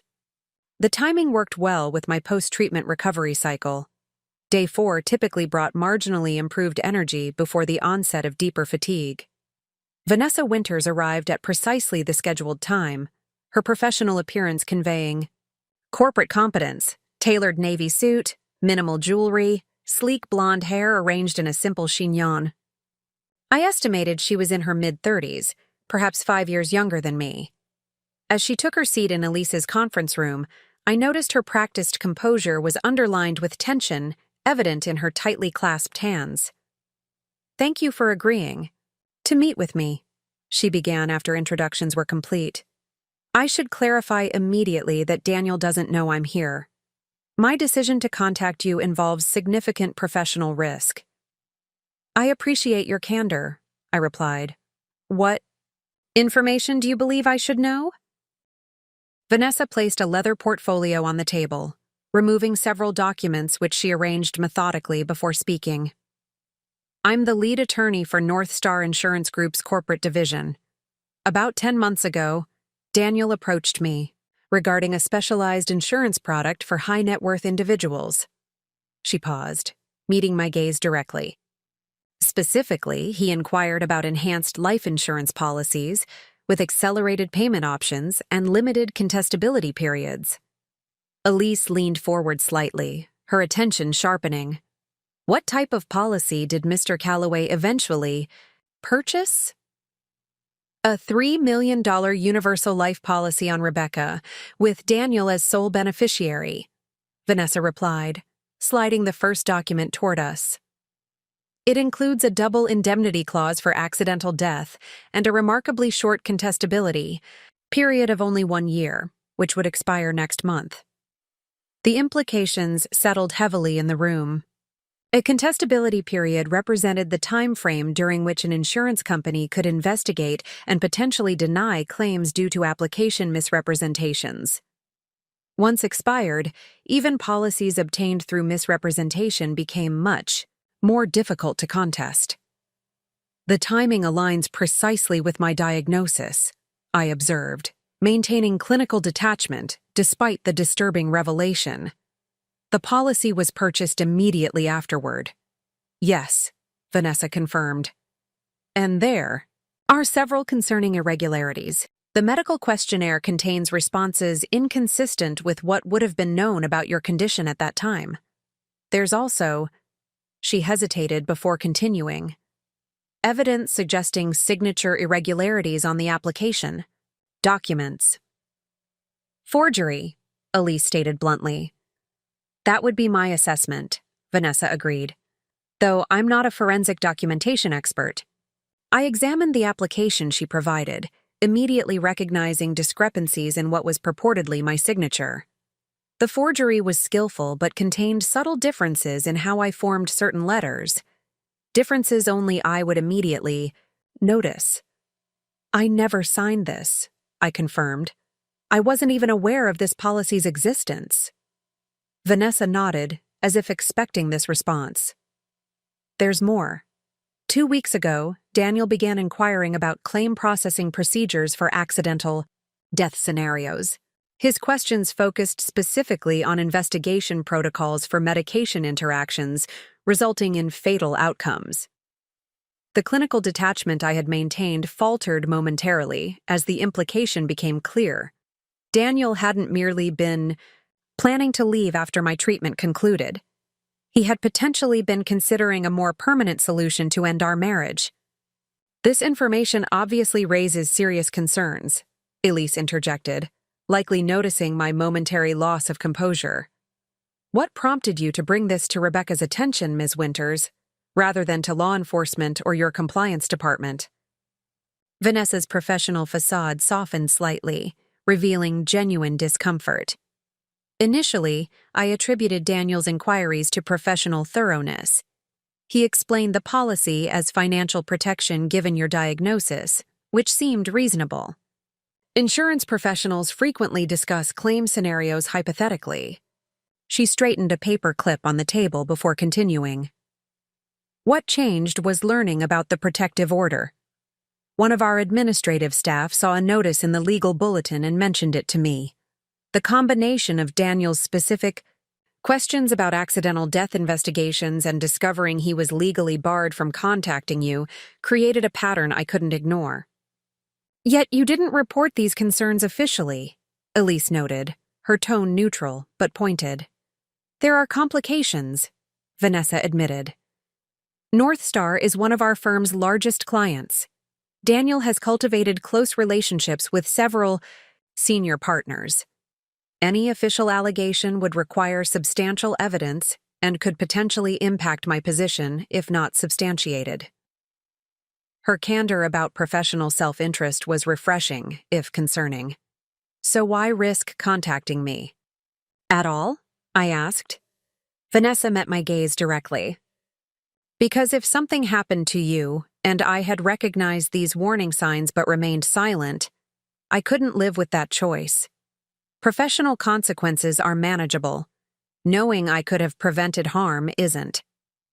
The conference room fell silent as I processed this information alongside everything else I had learned about Daniel's deception.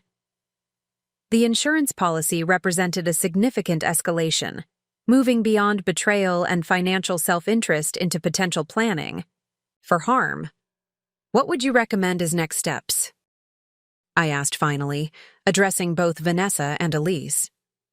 From a legal perspective, Elise began, we should file an immediate fraud report with both the insurance company and law enforcement. The forged signature alone constitutes a criminal offense. Vanessa nodded in agreement. North Star has strict policies regarding insurance fraud. Once officially notified, they're obligated to investigate regardless of client relationships. I can provide guidance on filing the report effectively, though I can't be officially connected to the initial complaint.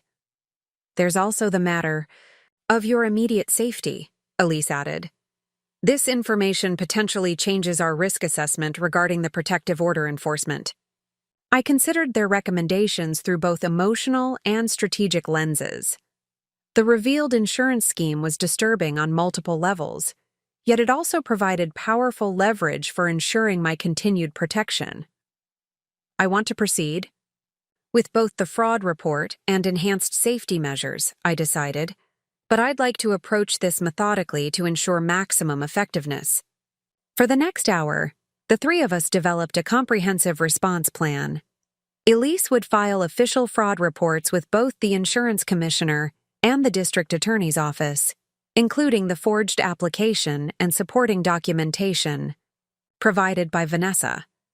The protective order would be amended to include enhanced enforcement provisions based on the new evidence suggesting potential intent to harm. My medical team would implement additional medication safeguards, including witnessed administration of any treatments during my remaining hospital visits. Security measures at Aunt Catherine's garden apartment would be upgraded to include motion detection cameras and direct connection alarm systems. Most importantly, all actions would be implemented simultaneously to prevent Daniel from addressing one vulnerability while others remained exposed. As our meeting concluded, Vanessa gathered her documents, carefully separating copies provided as evidence from her original materials.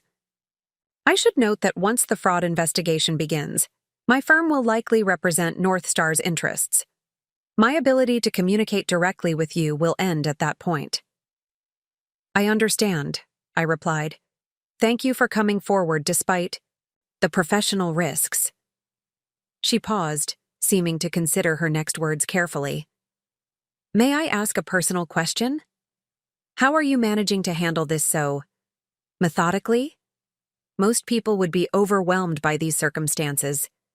The question reflected curiosity I'd encountered repeatedly throughout this ordeal, surprise at my analytical approach to devastating personal betrayal. My response had evolved through these iterations. Cancer forces you to separate emotional reactions from necessary actions, I explained.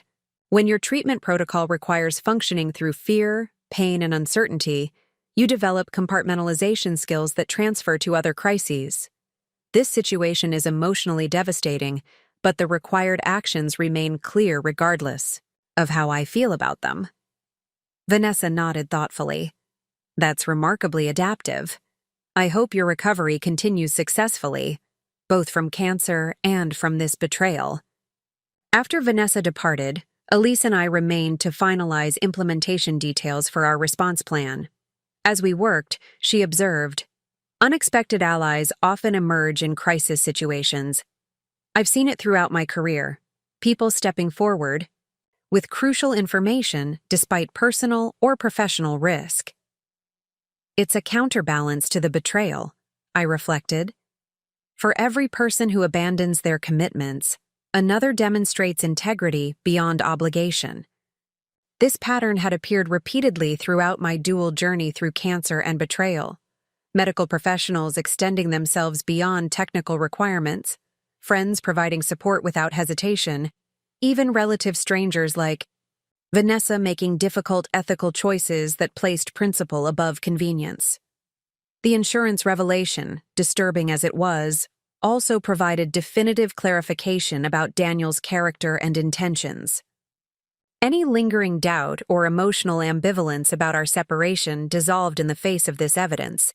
The man I had married, who had vowed to support me through illness, had potentially been contemplating harm rather than merely abandonment.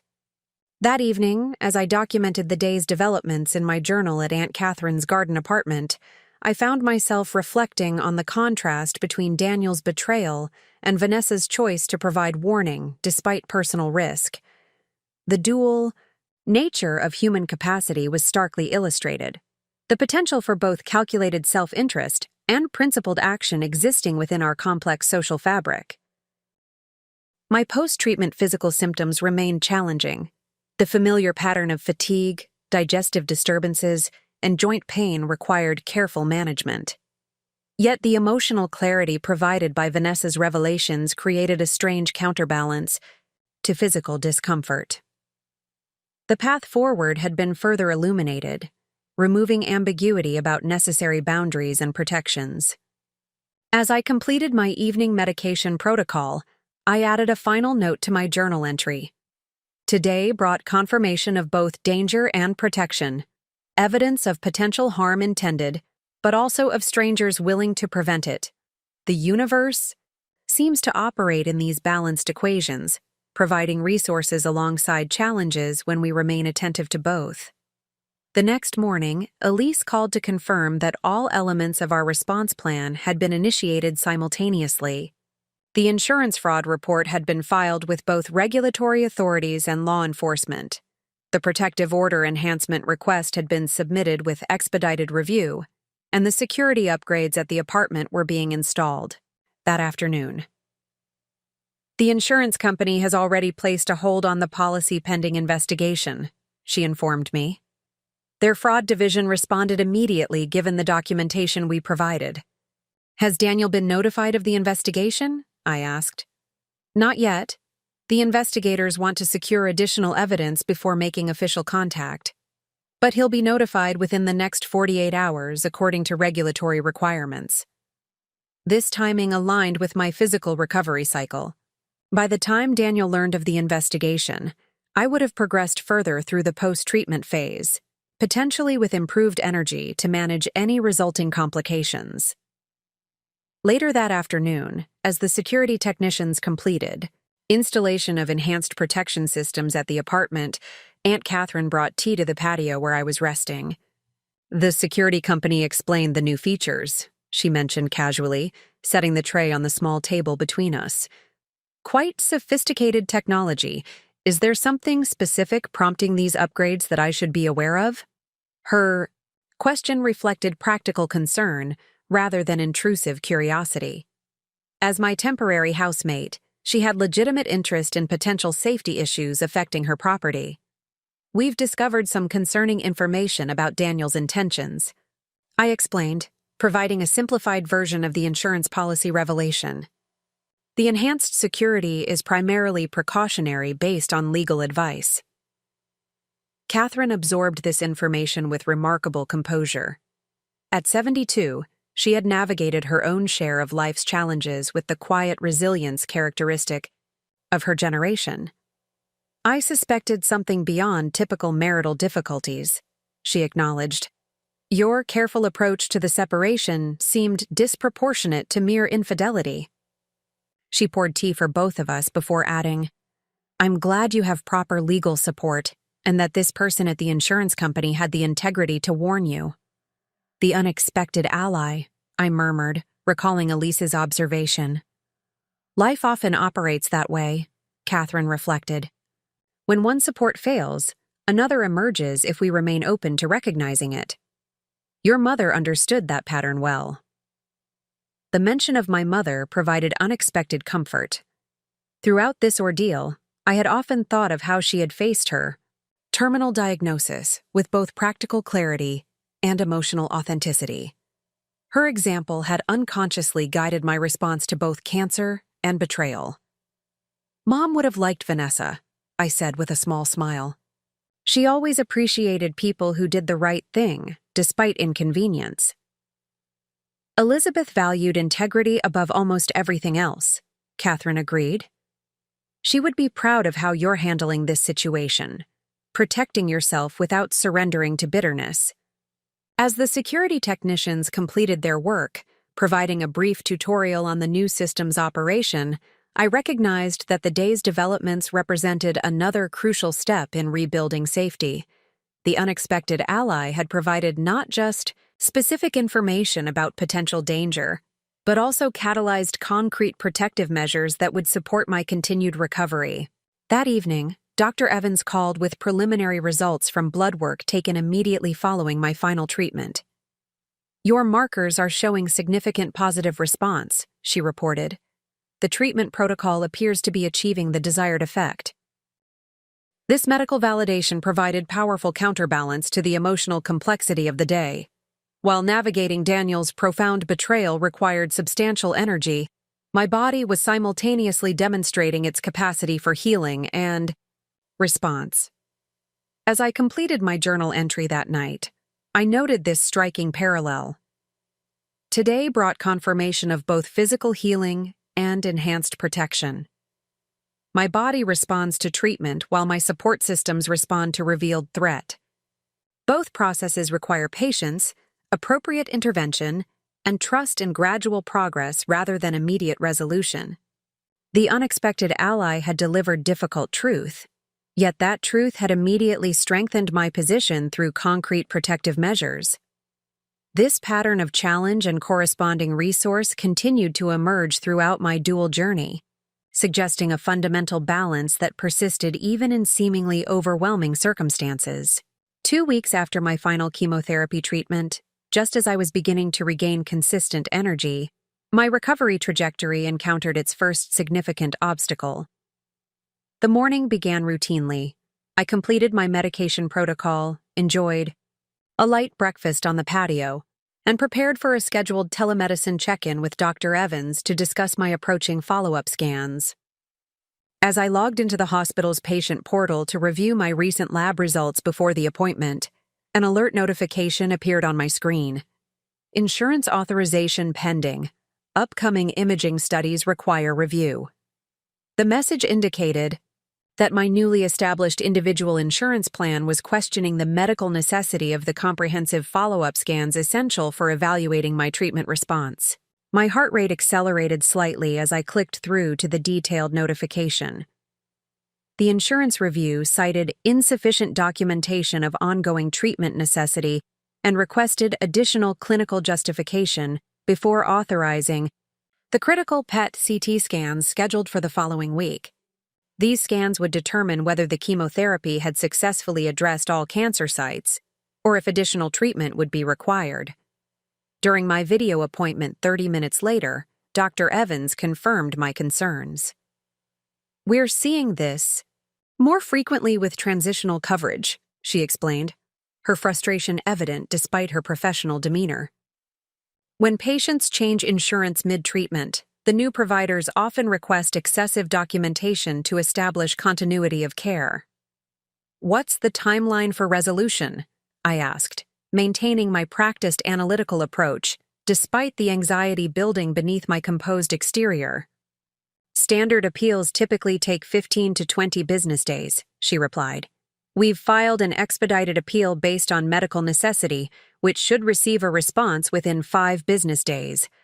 My office has submitted comprehensive documentation explaining why these scans are essential for your care planning."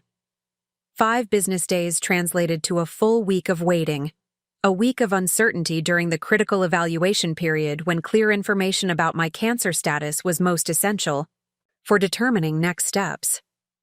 This delay wasn't merely an administrative inconvenience. It potentially impacted treatment planning that could affect my long-term prognosis. "Is there any alternative if the authorization remains delayed?" I asked, mentally calculating financial scenarios. "We could proceed with the scans as self-pay," Dr. Evans acknowledged reluctantly. "But the cost would be substantial, approximately $1,300 to $800 for the complete diagnostic protocol. If the insurance eventually approves retroactively, you could seek reimbursement, but that process itself can be lengthy and uncertain." After ending the call with Dr. Evans, I immediately contacted Elise to understand the legal implications of this development. Her assessment was direct and concerning. "This appears to be more than routine insurance review," she informed me after investigating further. "The timing suggests potential interference. Daniel's employer provides your previous coverage through United Medical, but your new individual plan is through Health Partners. According to my contact in healthcare law, there's evidence someone has submitted information to your new insurance provider questioning the medical necessity of continued cancer monitoring." "Can Daniel do that?" I asked, momentarily struggling to maintain my composed approach. "I'm no longer on his insurance plan." "Not legitimately," Elise clarified, "but insurance systems are vulnerable to deliberate confusion, especially during coverage transitions. Someone with knowledge of your medical details and previous insurance information could potentially raise flags that trigger reviews. We can't prove it's Daniel directly, but the timing, immediate after he was notified about the insurance fraud investigation, suggests targeted disruption rather than routine administrative review." This calculated interference represented a significant escalation in Daniel's approach. Rather than merely separating his life from mine, he now appeared to be actively creating obstacles to my medical care. The implications were both practically concerning and emotionally destabilizing. This was no longer passive abandonment, but active obstruction of essential health care. The setback required immediate strategic response on multiple fronts. While Dr. Evans pursued the expedited appeal through medical channels, Elise initiated legal countermeasures, filing an emergency petition with the court handling our case. The petition sought both immediate injunctive relief, prohibiting any insurance interference, and financial authorization for necessary medical procedures pending final divorce settlement. Meanwhile, I faced practical decisions about proceeding, with the essential scans if insurance authorization remained delayed. The $1,300 cost represented a significant portion of my secured emergency funds, potentially compromising my longer-term financial stability during the extended recovery period ahead. That evening, as I updated my situation journal with these new developments, the physical and emotional impact of the setback finally penetrated the protective compartmentalization I had maintained. My hands trembled slightly as I documented the insurance interference, the pen creating uncharacteristically uneven lines across the page. For the first time since discovering Daniel's betrayal, I felt momentarily overwhelmed by the compounding challenges. Cancer treatment alone required enormous physical and emotional resources. Navigating deliberate obstruction of that treatment, while still recovering from the physical effects of chemotherapy, tested the limits of my carefully cultivated resilience. As tears finally came, the first I had allowed myself since the initial discovery, Aunt Catherine knocked gently on my door, responding to the unusual sound of muffled crying from my normally composed presence. "Rebecca?" she called softly. "May I come in?"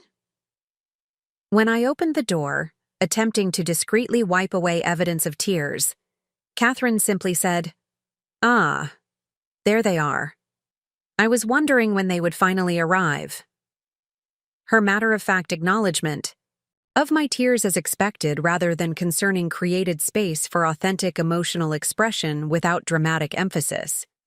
She sat beside me on the small sofa, offering a handkerchief without comment or demand for explanation.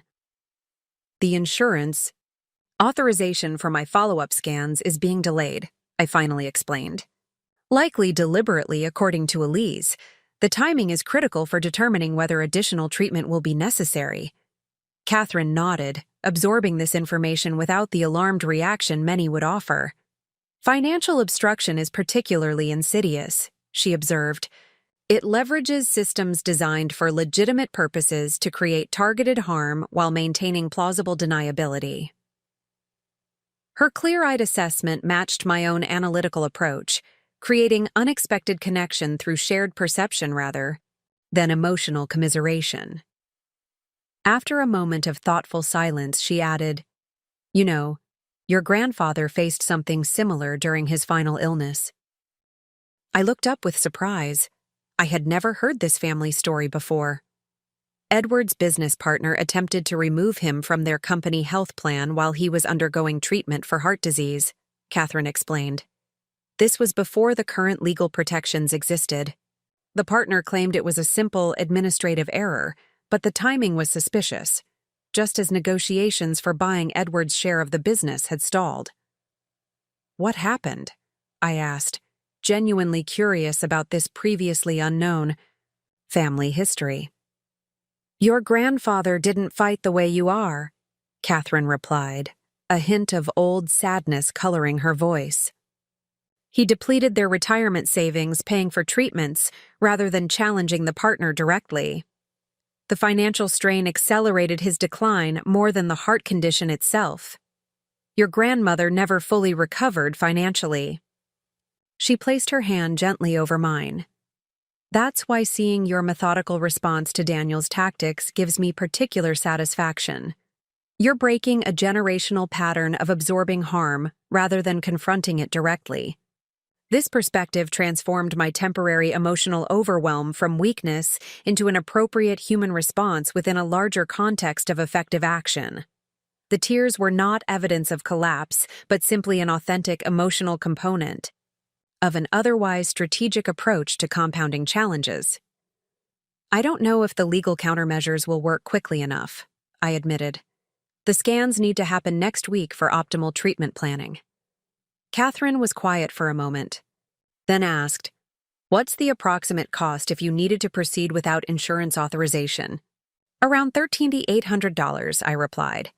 "I have it in my emergency fund, but using it would compromise my longer-term financial stability during recovery." Catherine nodded thoughtfully.